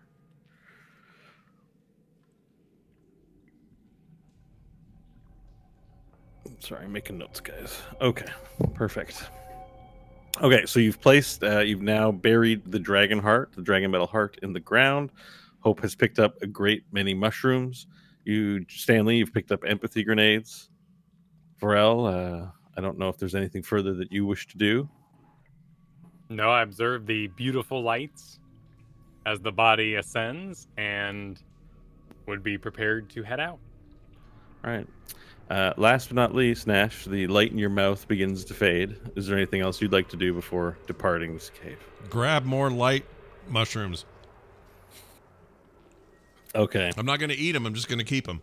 Oh, I thought you were gonna just start stuffing your mouth. No. I don't want to. No. I need this to last forever.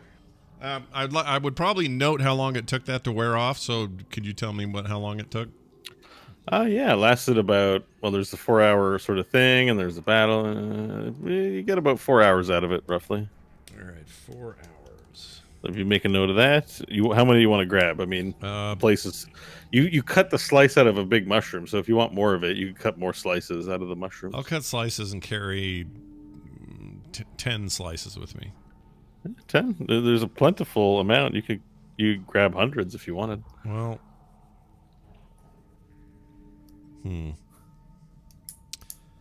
I'll go at 50. I'm gonna get 50 of them. I just want 50 opportunities. And we can roll that into some of the time Varel was spending. You went around and collected some of these mushrooms for yourself. I need his light. His mouth couldn't move. Oh, well, shit. Okay, then I'll eat a slice. Well, the baby hand was cutting them while you was holding them. Oh. You'd be like, Well, the hand was. What? Nash, are you concentrating? Imagine that. All right. We'll say that's what happened. All right. All right. I got 50 slices worth 4 hours Perfect. each. I'm good. Okay, so I believe we're done in this cave, and I'm going to return us to the world map of the forest. And you can now decide where to go next. I would suggest we head to the lodge and hope for a faster means of transport. Yeah, I think that's a good idea. Okay, perfect. So I'm actually going to get rid of these Barosaurus possibilities because you've gotten them all. And your token is there. So you exit the dank cave and back into the fresh forest air. It's crisp and beautiful as the sun shines comfortably down through the forest and the light cuts through the trees. You do see the signs of where you left the Barosaurus and the deer elves. Did you want to go back to that location, or do you want to head straight to the lodge? I would like to return to the Barosaurus, but Okay. I open that conversation. I think that's not a bad idea. We left in such a hurry, we might find out why these elves were working with Untitled on their person. Agreed. Well, if nothing else, we should make some fanfare of our sleigh, so we do not alert the populace. All right, perfect. So I've actually reverted the map back to the location so you can see where things are. Not everything's set correctly. Omnom, rest in peace. He's not there anymore. We'll get rid of the flaming fish head bait. We don't need those. But the corpses of the elves are there, and the Barosaurus corpse. And, well, Stanley, you're no longer... oh, no, that's on the GM layer. Okay. I think everyone's got what they need. Maybe Yeah, I just need to get a token for Hope, and that's about it. I'm gonna go check out the elf bodies, see if they have anything of note on them. Okay, perfect. So make an investigation roll, please.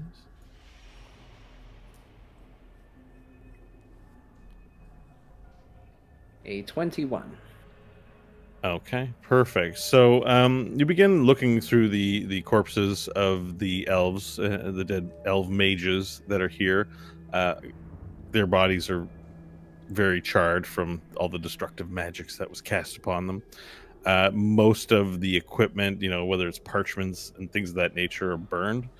They don't have much, though. They look like pretty much they came equipped without any equipment. They have nothing on them. You can't tell 100% if some of the stuff that's charred was equipment or if it was part of their clothing. But from what you can tell, they had no items on them, which is a bit strange for a journey in the forest. Okay. Was there any uniform haircuts or necklaces or tattoos? Right. For the description of what you can see, the elves appear to be dressed unlike most of the elves you've seen. The elves you've seen either have this black military fatigues or this space station outfit that they appear to wear that suits them, I suppose, but it's also like an official garment.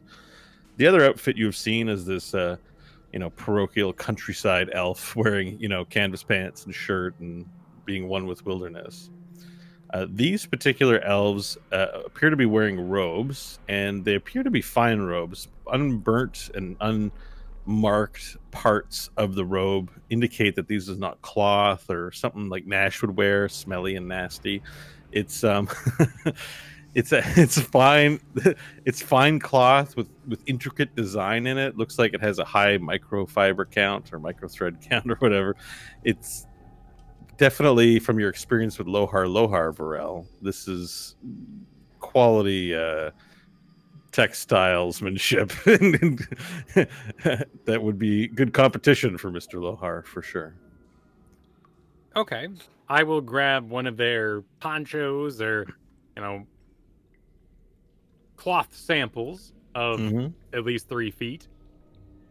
I will go remove a Barosaurus tooth, wrap it in the cloth, throw that over my back, and be ready to go. Sweet. I don't know what you made, but that sounds awesome. Okay, then you can do that. No problem. Anything else anyone would like to do with the battle scene of the Barosaurus? I don't think so. No, there's nothing to pick through. All right. Well, there's a lot of carcass if you need carcass. All right, so we're back to the world map then, and we are traveling home. Who was the roller last time? Roll me your d20s. Every 4 squares of movement, please. Varel and I was aiding. Okay, perfect. Do you have control of your token? Survival? What was I rolling back then? It was a... I think it was survival. I forget, That's actually. what I have proficiency survival. in. To account for the scouting and safety of the journey. 24 on the first roll. All right. You get a free additional 4 hexes of movement, so move yourself 8 for that roll.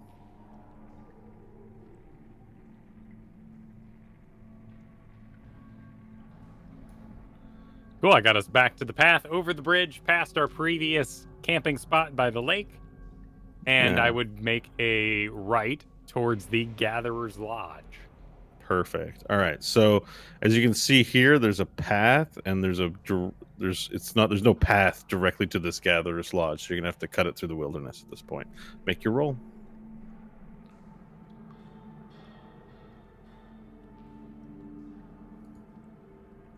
That'd be a 21.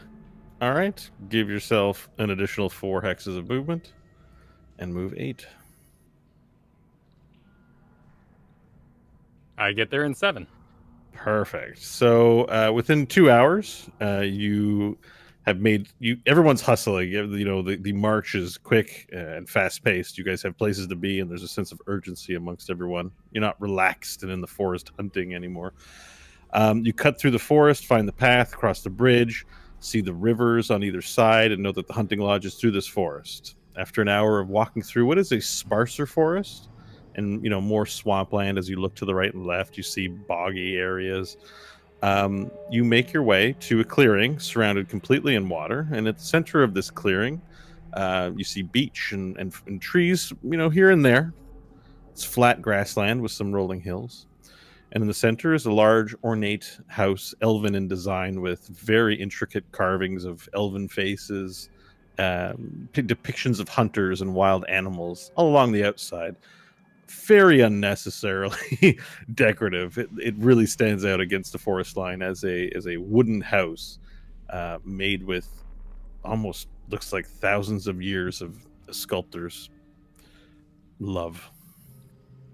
You approach the house and you find that the yard is quiet and you don't hear or see a soul about.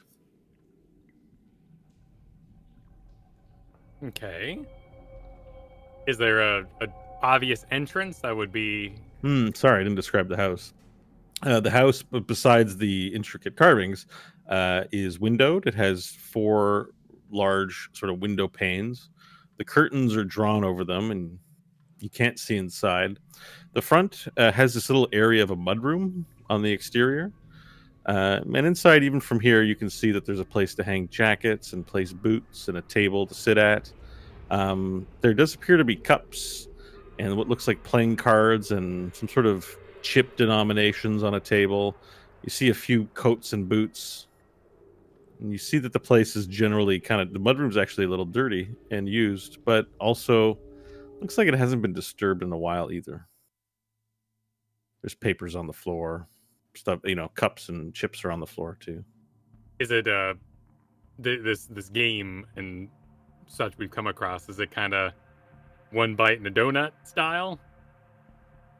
Left in a hurry? No, it just looks like a hunter's lodge. So whoever used it last may have just not tidied it up before leaving, is what it looks like to you. Or an Airbnb. Or something worse, potentially. It's hard to know. There doesn't appear to be signs of a rush from your general observation from a distance at the tree line. Okay.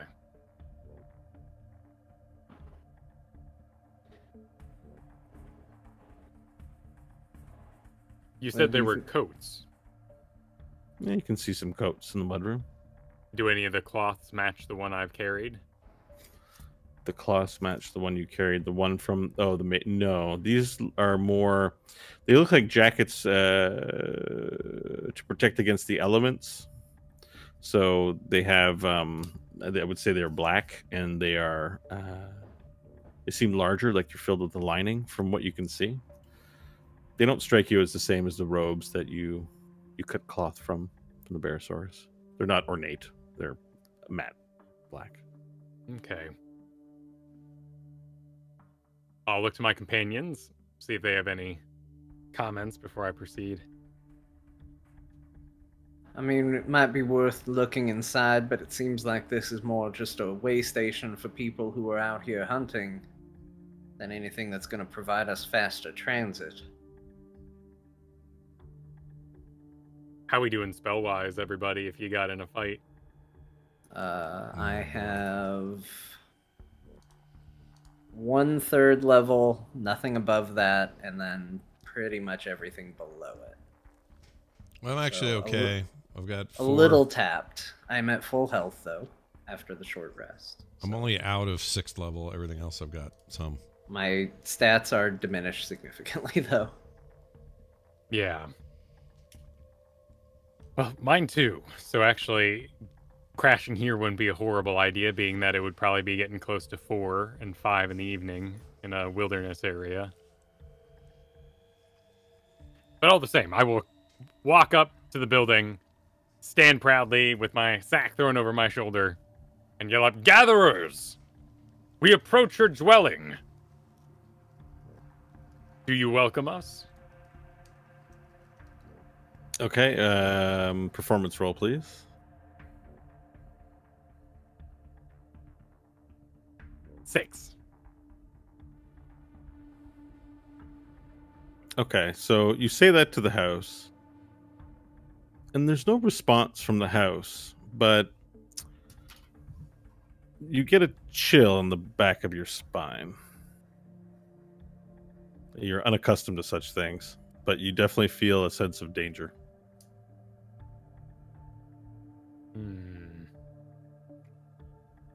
Okay. Everybody or just Varel? This is just for real. Well, I'd go into hunting mode. So Okay. I will turn back to the party and give a quick thumb sideways, thumb other way, and then I drop low and do my skitter across the ground. No, Varel, we can't waste time.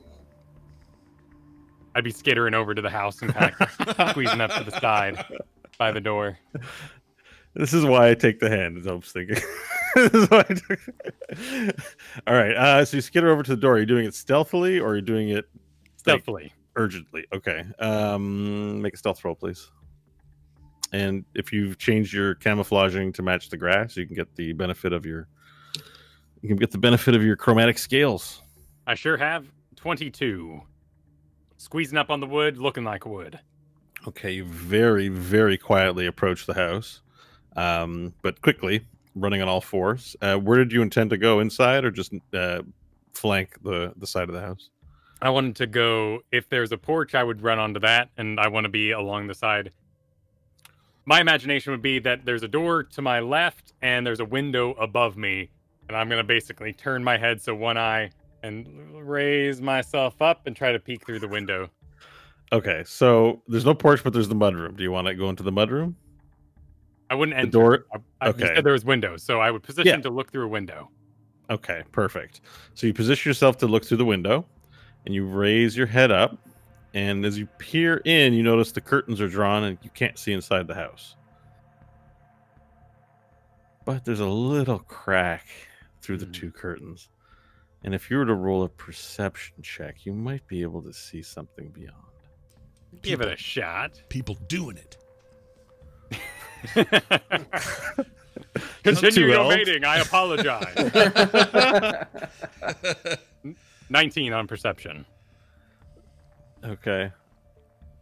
Well, you peer into the window, and as you peer into the window, you see that there looks to be old but very ornate wooden furniture, like very well, you can't tell if it's, I don't know if you have a taste for carpentry as a lizard folk, but it's very looks like very ornate, very expensive woodworking on the inside that you can barely see because you notice it's very dark in there. The little sliver of light through the sliver of curtain that you're looking has lit up things just enough. And as you look in, I need everyone else to have headphones off for just like 10 seconds. It won't be very long. You hear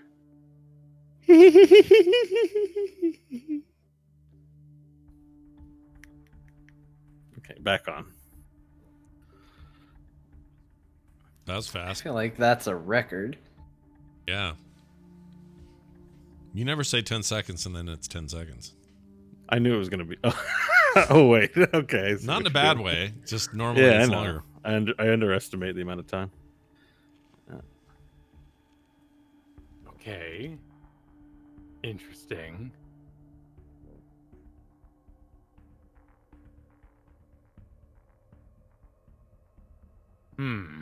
Have my Well, companions taken any? What do you see? Are they just standing there, or did you guys take position? Well, they're at the tree line, so whispering that loud, you probably won't hear unless you got magic to do it. Oh, I assumed I was closer. No, if he went skittering, I'd step out. I'd follow, but I'm not. I'm ready. Varel doesn't get alert for no reason, so Yeah, so Varel's already And- skidded across and looked into a window. That's where we're at. hand on sword approaching the house. Okay, with no stealth, just you're being a friendly neighbor. Yeah. Okay, Varel, you notice that Stanley is not stealthing, walking from the tree line, like he's a neighbor. I will give him a hand signal to slow down. A little pat in the air. And- Stop. Gesture. Stanley's now standing in the middle of the open field between the tree line and the house. Behind me, double point.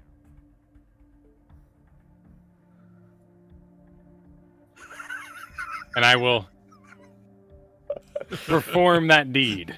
For the record, just picture a lizard folk making those faces, and it probably doesn't look like it. What do you think it looks like? This looks like.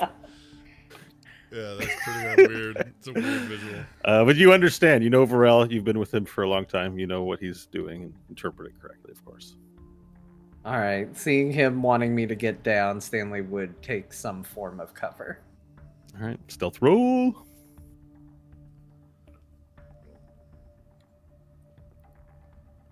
It's going to be a 23. Okay, you are now stealth as much as you can. You're still sticking out like a sore thumb visibly, so there's a chance you've already been spotted at this point. But you hug low to the ground and get close to the house so that you're outside of any eye lines from the windows, and approach Pharrell. What is it? Giggles. Giggles? Giggles from inside the house. Well, is it possible there's just some happy people in there?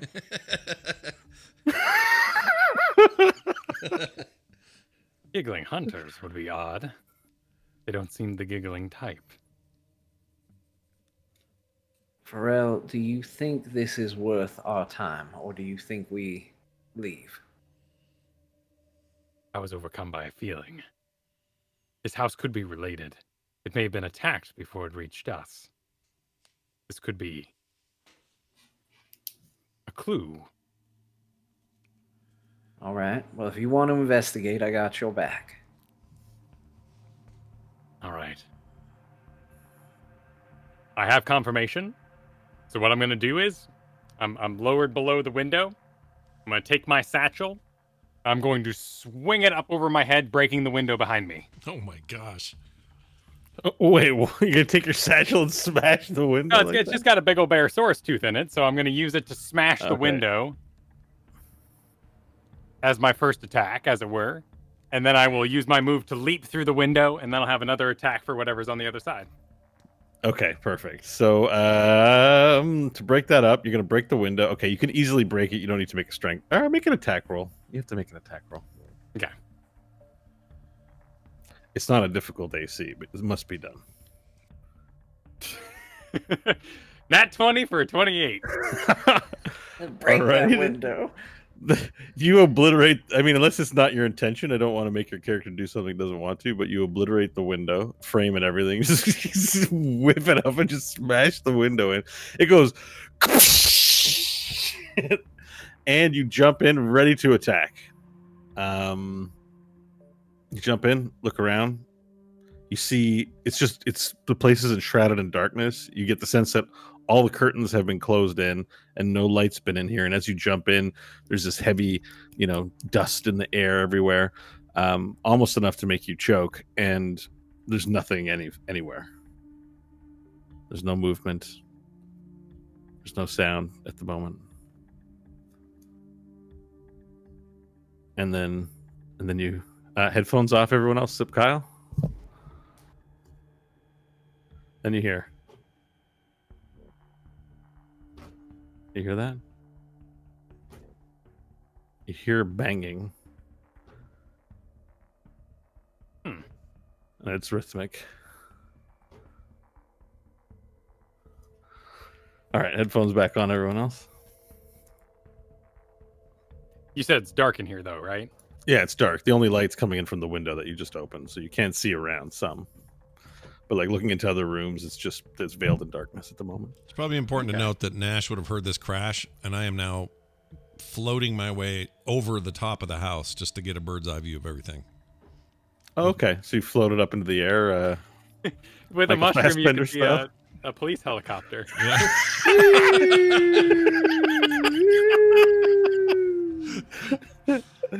Please drop your weapon. No, I'm not going to do that. I'm going to just go. I'm going to keep my mouth shut and not. Oh, no, I don't have light anyway. It ran out and I haven't eaten a new one. Or did I? Yeah. Did I eat one when I was helping Varel see something? I can't remember. Yeah, but it lasted 5 hours. It's over now. Oh, It okay. finally puttered out. Yeah. All right. I don't have a new one in there, so I'm just going to float up there for a bird's eye to kind of keep an eye on things after hearing that crash. All right. You float up to the sky, and do you want to make a perception roll, please? Sure. 17. Okay. So you get a bird's eye view of the area. You notice that there's the house proper, and it seems to be divided into like 4 sections. It really is a lodge. It's like there's these 4 houses, and they're connected by very little small connections that bridge to each of the 4 houses. And in the center of the room, you do see there's like in the center of the 4 houses, which there's no external way to get in. There is a middle courtyard. And there you see that there are some tables, like some longer tables to feed like whole hunting parties. You have to imagine there are cups and things like that. Whoever was there last did not leave it clean, but nothing unusual or dangerous. Okay. Further out, you see the shoreline and the water, and there's some targets that are up with some arrows in them. Just all the paraphernalia you'd find at a hunting lodge. Campfire, like a pit for a fire pit. In the back as well. Okay. I'm following Varel in the window. Oh, and sorry, you see that at the water there's a wharf and a boat in on the shoreline. Okay. Well. Empty as best I can tell from there? Yeah. Okay. Just a small little boat, like a little canoe. Not really a canoe, but I don't know what you call them. Just a boat. A paddle boat, if you will.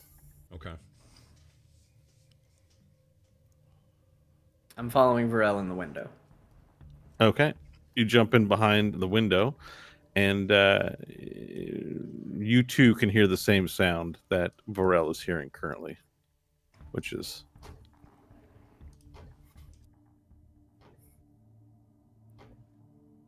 a rhythmic banging. Oh, okay. Oh, do you not hear? Okay, I couldn't hear Oh. that. Here, maybe we can hear it better now. Rhythmic banging. Is that any better? I played bass for them in the 90s. I could hear a little bit of it, yeah. All right, there's a rhythmic banging that you can hear that's very bassy, carrying throughout the structure.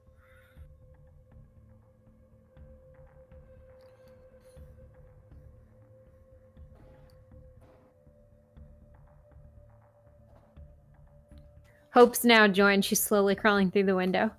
Okay, perfect. Can we get you an applicable stealth roll, or are you just doing it like normal style? She's going normal. She doesn't right. care about this. All right, you hear Hope clambering in behind, making noise. Cool. So that's the 2 dark vision players in. Yeah. I'd be in darkness otherwise. Mm-hmm. All right. Are we just in a little room? Yeah, you're in what appears to be some sort of salon. Has a few couches in it, a few tables. Appears unused, except recently, mostly just dust around here. There's an entrance to the north and an entrance to the east. Both doors slightly ajar to the rooms that you could be heading to, but you're not sure what those rooms are. Are there any other windows in this room? Can we brighten it up for Varel a bit? Yeah, there's 2 windows in this room. All right. You've entered in through one. Mm-hmm. For ease, I'll go to one and mage hand the other and pull open the curtains. You pull open the curtains and make a light into the room, and you see that the room actually has a fireplace in addition to the salon, the sofas in here, as well as there are paintings along the wall. Several paintings of elves in posed positions, looking at the painter and, having their portrait taken. You don't know who they are, but they're adorned with feathery hunting outfits that are quite impressive and unlike anything you've seen in El Handar so far. All right, well, we are getting, I think, towards later in the evening, so I assume sunlight isn't going to last forever, so I will also prestidigitate the fireplace. Okay. The fireplace lights up aflame. And the banging continues. Sounds like somebody's having sex. Sounds like a porn movie. The Banging Continues 3. What was the one called? The banging. The banging starts. The banging started. The banging begins. Sorry, Christopher Nolan directed it. Of course, that's what it's called. Banging the Reckoning. The banging rises. Just give it all Christopher Nolan titles. All right. I would start to triangulate the banging as to which door it's coming from or locations. Difficult to triangulate. Make your roll, please, for perception. Dirty 20. All right. You listen carefully, trying to figure out the location in the house where this banging must be coming from. It's definitely the second floor. Definitely to the east. And the north. It's confusing still. Interesting. Any sign of a way to get to the upper stairs? You do not see a stairwell where you are currently. All right. Morel, are you still sure we're in actual danger? Maybe we should announce ourselves before, like Hope said, we maybe kick in the door of people being intimate with one another. I've already declared myself on the outside of this abode. And the giggling I heard was not one of passion. It was one of mischief. Hope's gonna look at Stanley and shake her head. Varel's not getting it. I'm gonna pull out the megaphone and inside the house, click it on. This is Valir Ornath with a hunting party that just slew the Barosaurus. We are in the hunting lodge now. We have a very agitated lizard folk. We would like to be warmly welcomed, else you risk your own peril. All right. With that, the banging stops.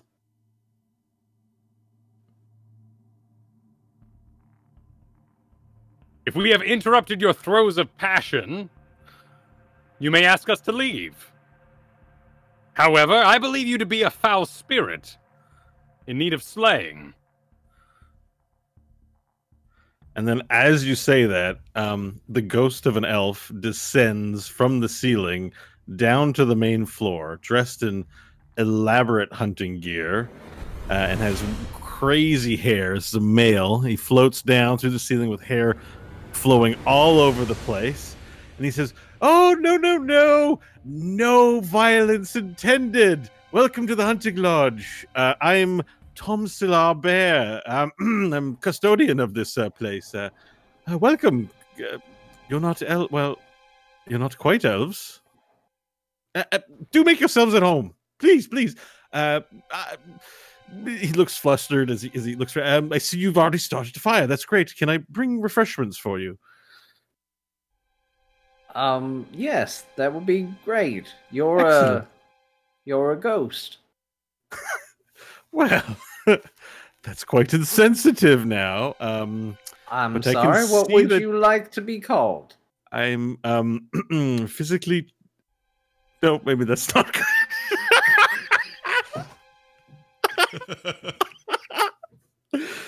I'm ethereally challenged. Or they should Alright. say I'm ethereally abled, is the proper way to You're say an ethereally abled individual.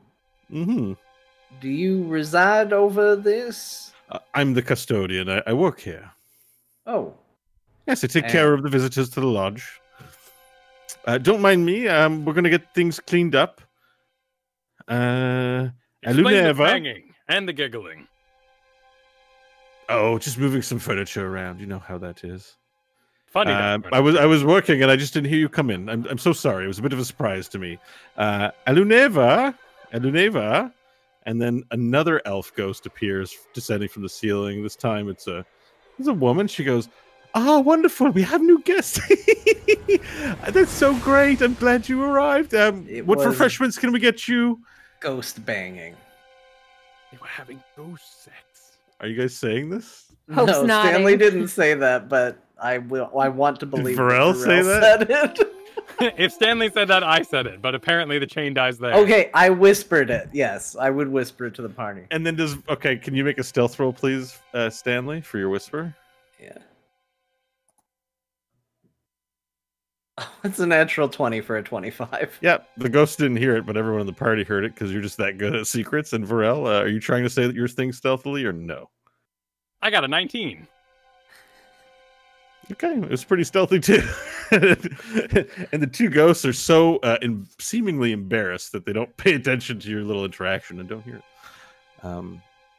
Great. And they continue on. So, what can I get for you to drink, sir?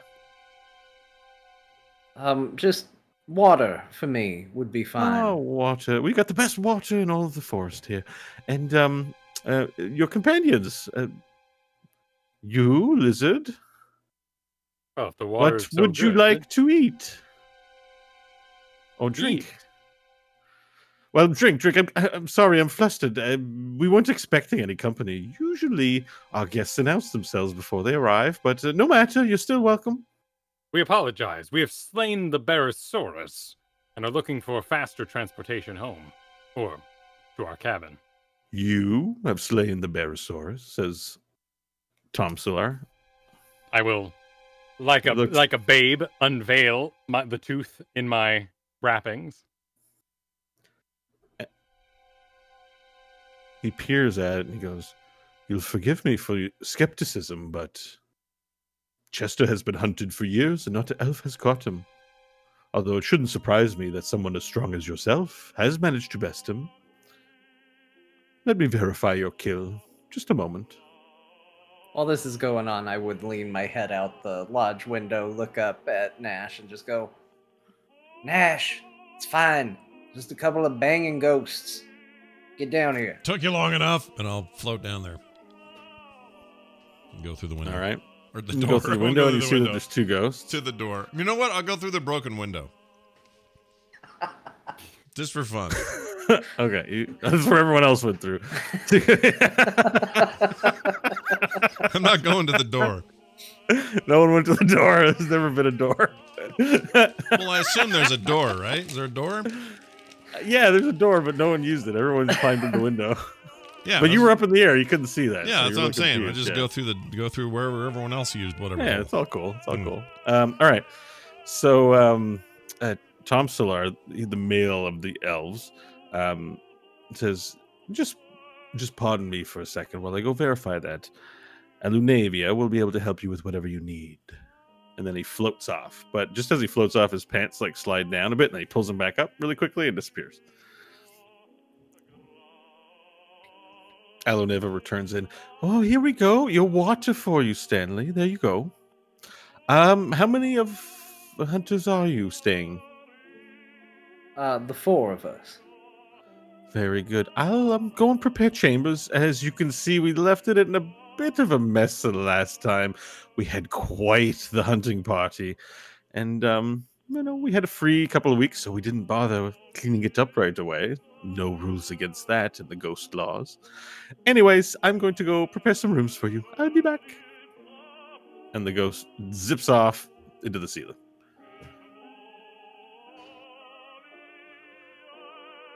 Am I crazy? Is there opera play? Yeah, it's a big trolla going on. I couldn't think of what these people would play. Nice.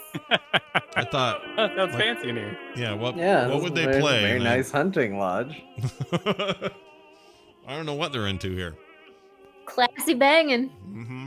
Yeah, All right. just a couple of ghosts banging to opera.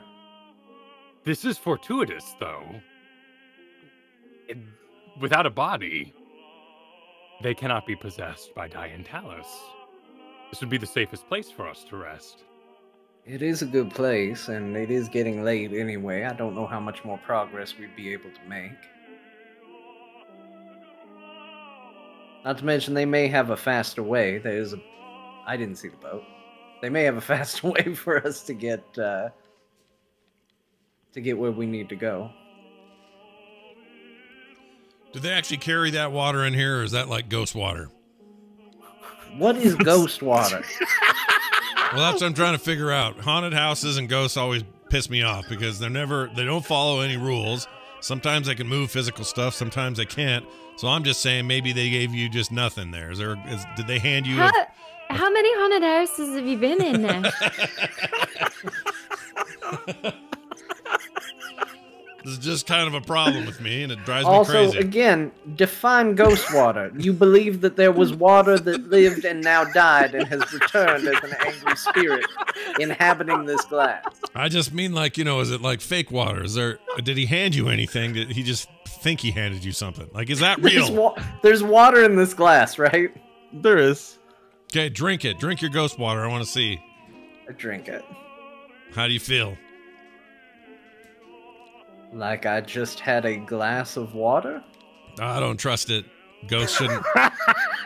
Yes, Nash who will put literally anything in his mouth. Let's not drink the water kindly offered by the hunting. But not ghost stuff. Ghosts are. They're not even really here, probably. You know what I mean? If you took a swing at one, you just go right through it. So how do you ever know if the ghost water's real or not? I'm just saying, be careful. We can't be all relaxed here. Nash. They might be ghosts. That does not make the water ghosts. I'm not saying the water's ghosts.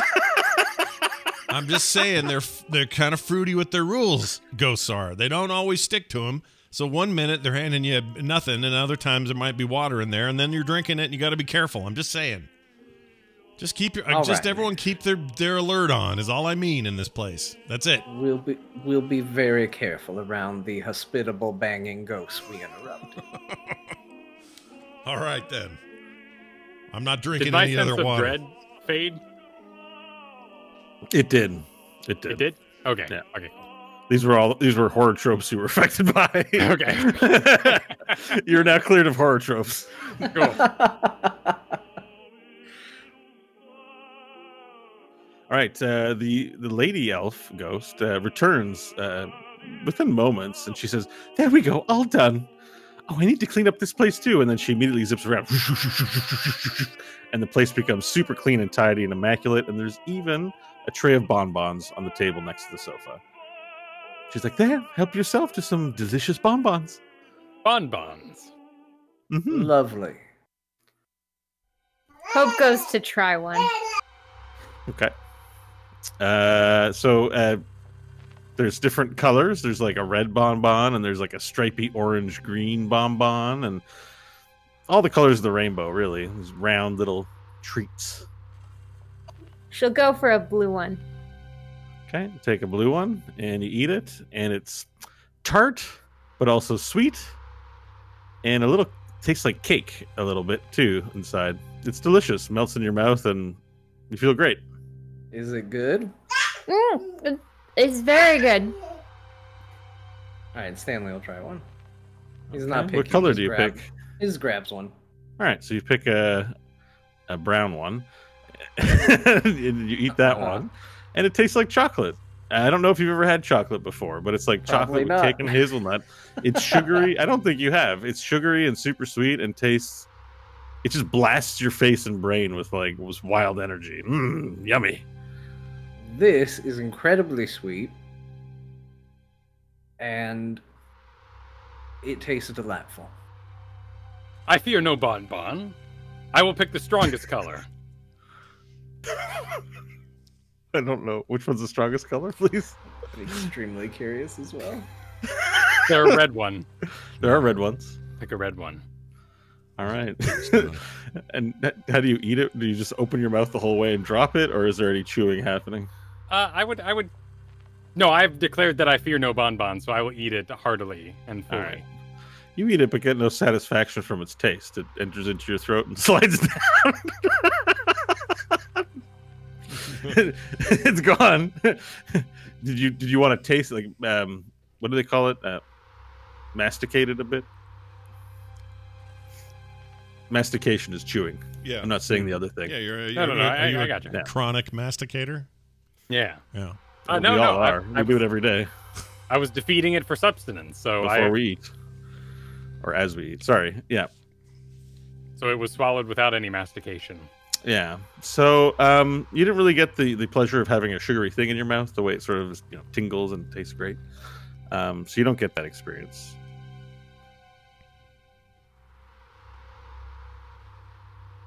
You get nothing. Well, what did you think, Varel? These lack substance. I hunger for more.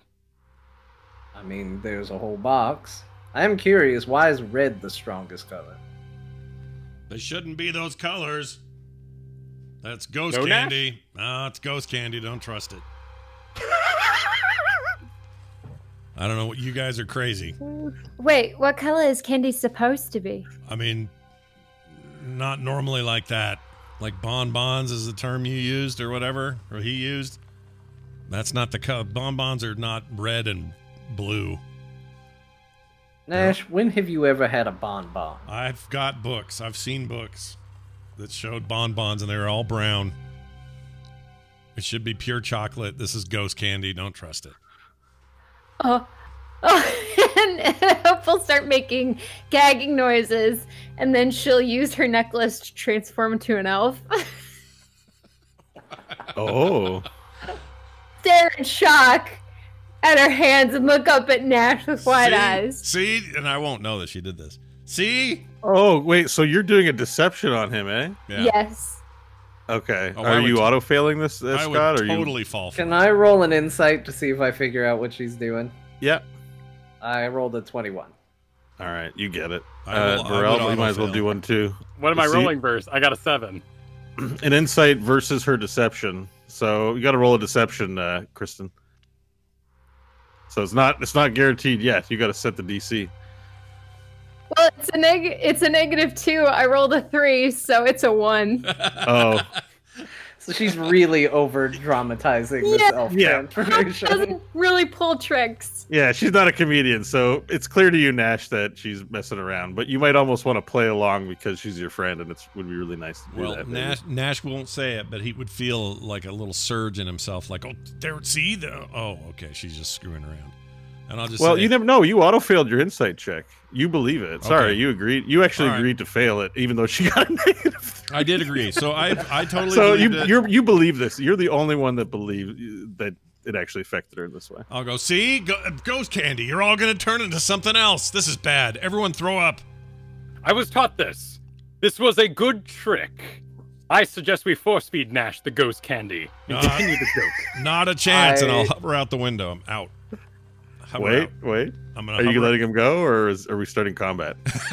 I won't wrestle him, but I will pick up a candy. It can be play combat. We can just do play damage, but if you want to have play fight, it's a good moment. As he goes out the door, I'll see if I can grab a foot and kind of All drag right, him roll, through the air back roll in. for initiative. It's happening. Yes, let's get him. It's about time. It's about time this happened. 20. A 6. 17. I like how John is super in. Guy's like, I don't know. And, yeah, it's time. It's overdue. I got a 6. 9. Nash 6, Varel 9, Stanley 20, Hope 17. 17. Okay, so this is how it's going to work. Your HP is going to count as your HP for this thing. So whatever you have, but it is play fight HP. So make a note of whatever you were at before, because we'll be using that if, for whatever reason, the raspberries and all that get real. If things Stanley, you're up escalate. first. All right, Stanley is going to run over and grab 2 handfuls of bonbons and prepare.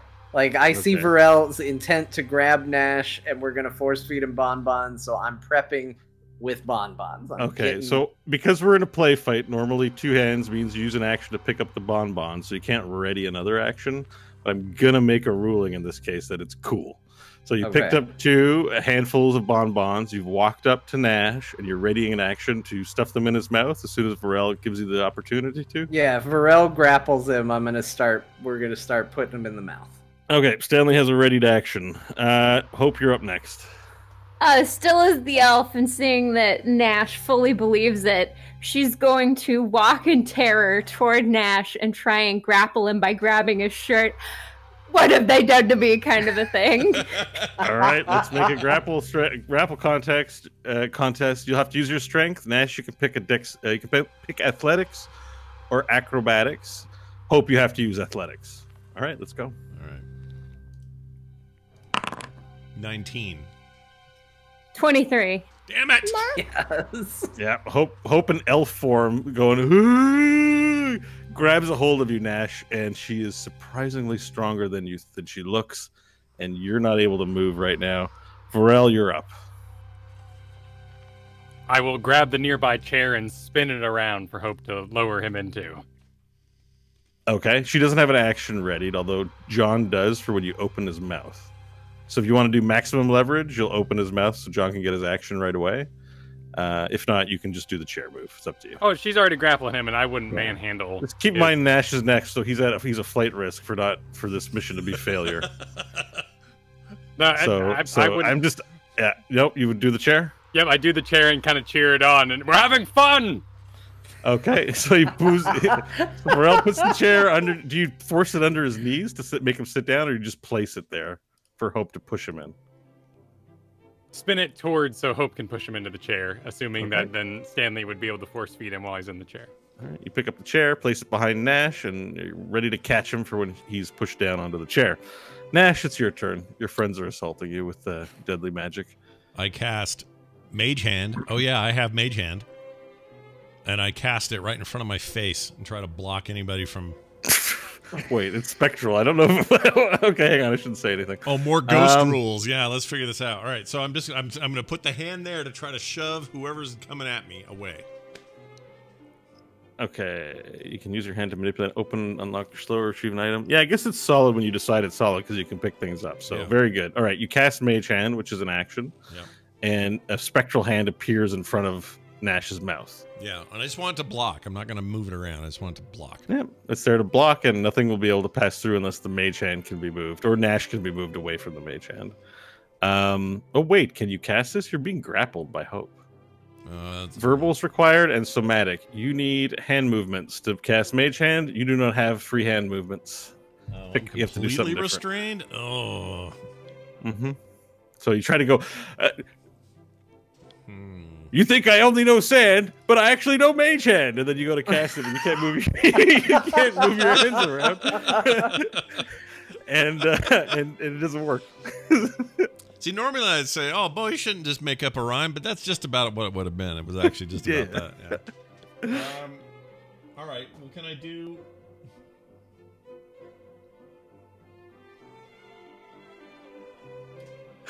This music too while you guys are fighting. I'm just gonna. I guess that's all. I'm gonna struggle. I'm gonna try to struggle to get my hands free as my movement. Can I do that? You can break it. So you can choose You can choose acrobatics or athletics, and you have to win another contest versus Kristen or Hope. Sorry. All right. So let's do it against Hope again. 20, dirty 20. Dirty 22. Oh. Dirty 22? Oh, also... 2 20s? Yeah. Roll again. 6. 18. Ah, shit.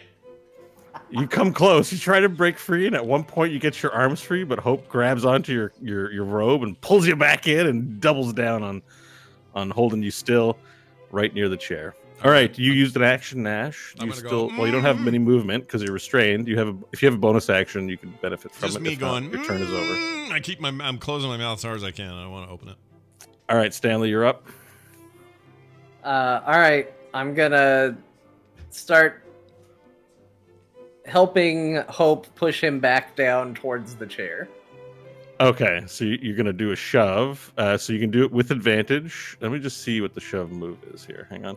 It's been a while since we've used like these kind of combat. Shove. Using the attack action, you can make a special melee attack to shove the creature, either to knock it prone or push it away from you.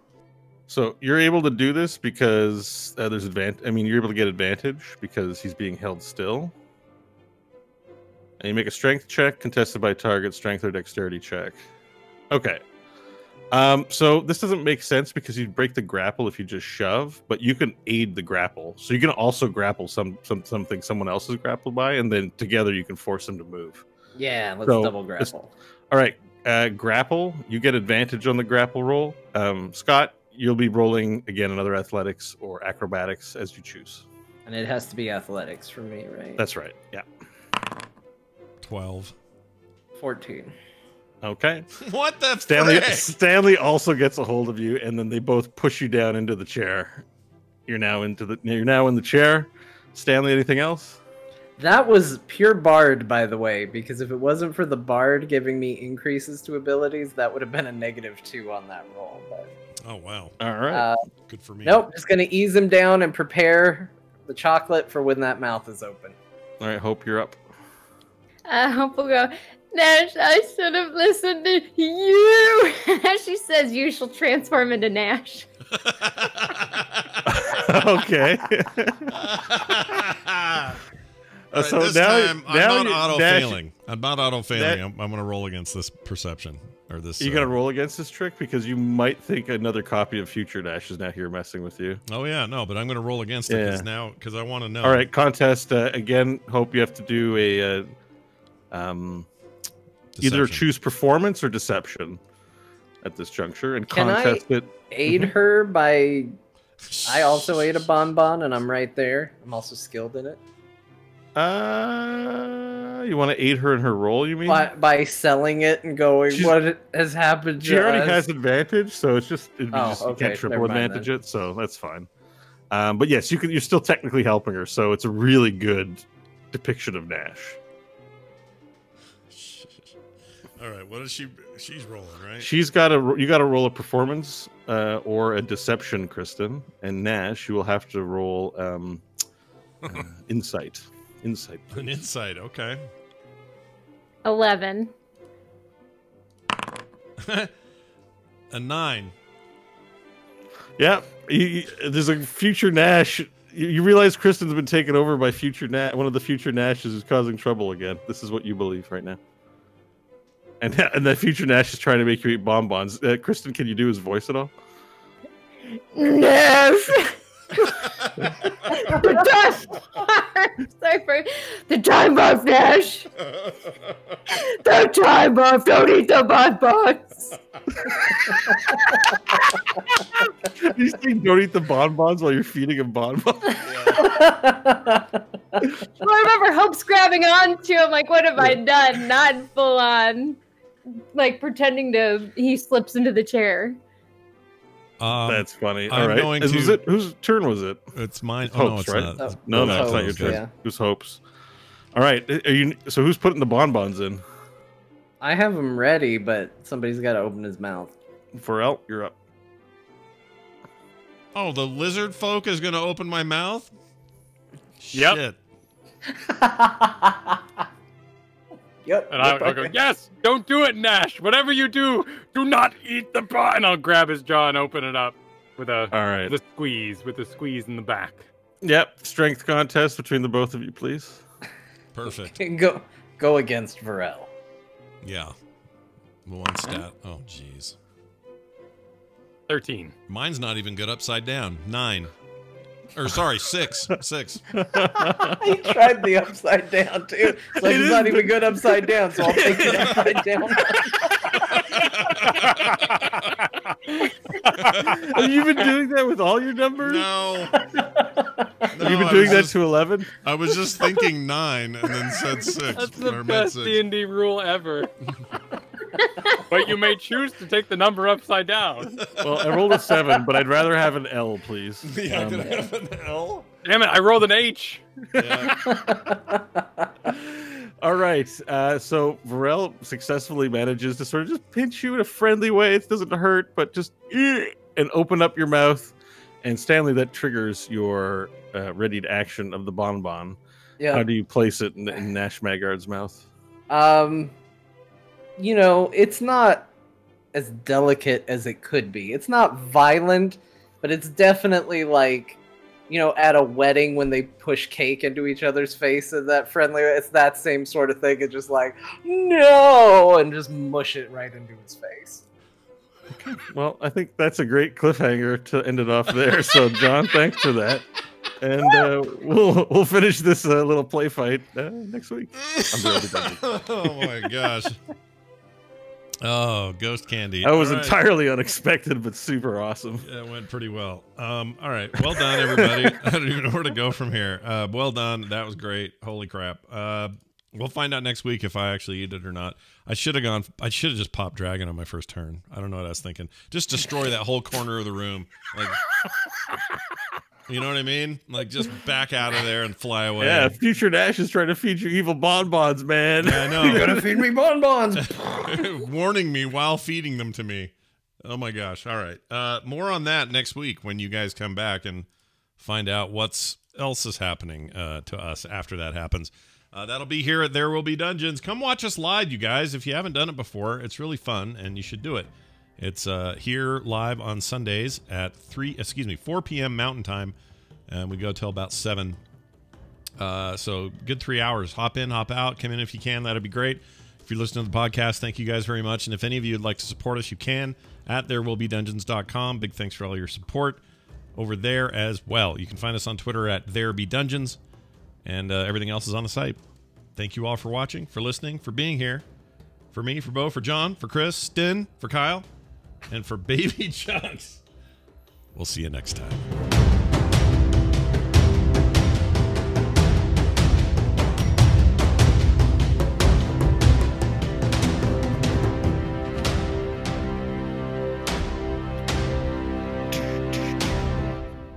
This show is part of the Frog Pants Network. Frog Pants Network. Get more shows like this at frogpants.com. We did it. I don't think, knowing the way you do things, I don't think it made it through, but I was totally making sense. I was going no, I could hear you. I could totally hear you. Okay, shit. I think it came through. Let me hear, actually. I forgot completely. Oh, yeah, I can totally hear you going in the thing. That's totally fine. Along. It's totally fine. You should feel free to do that anytime.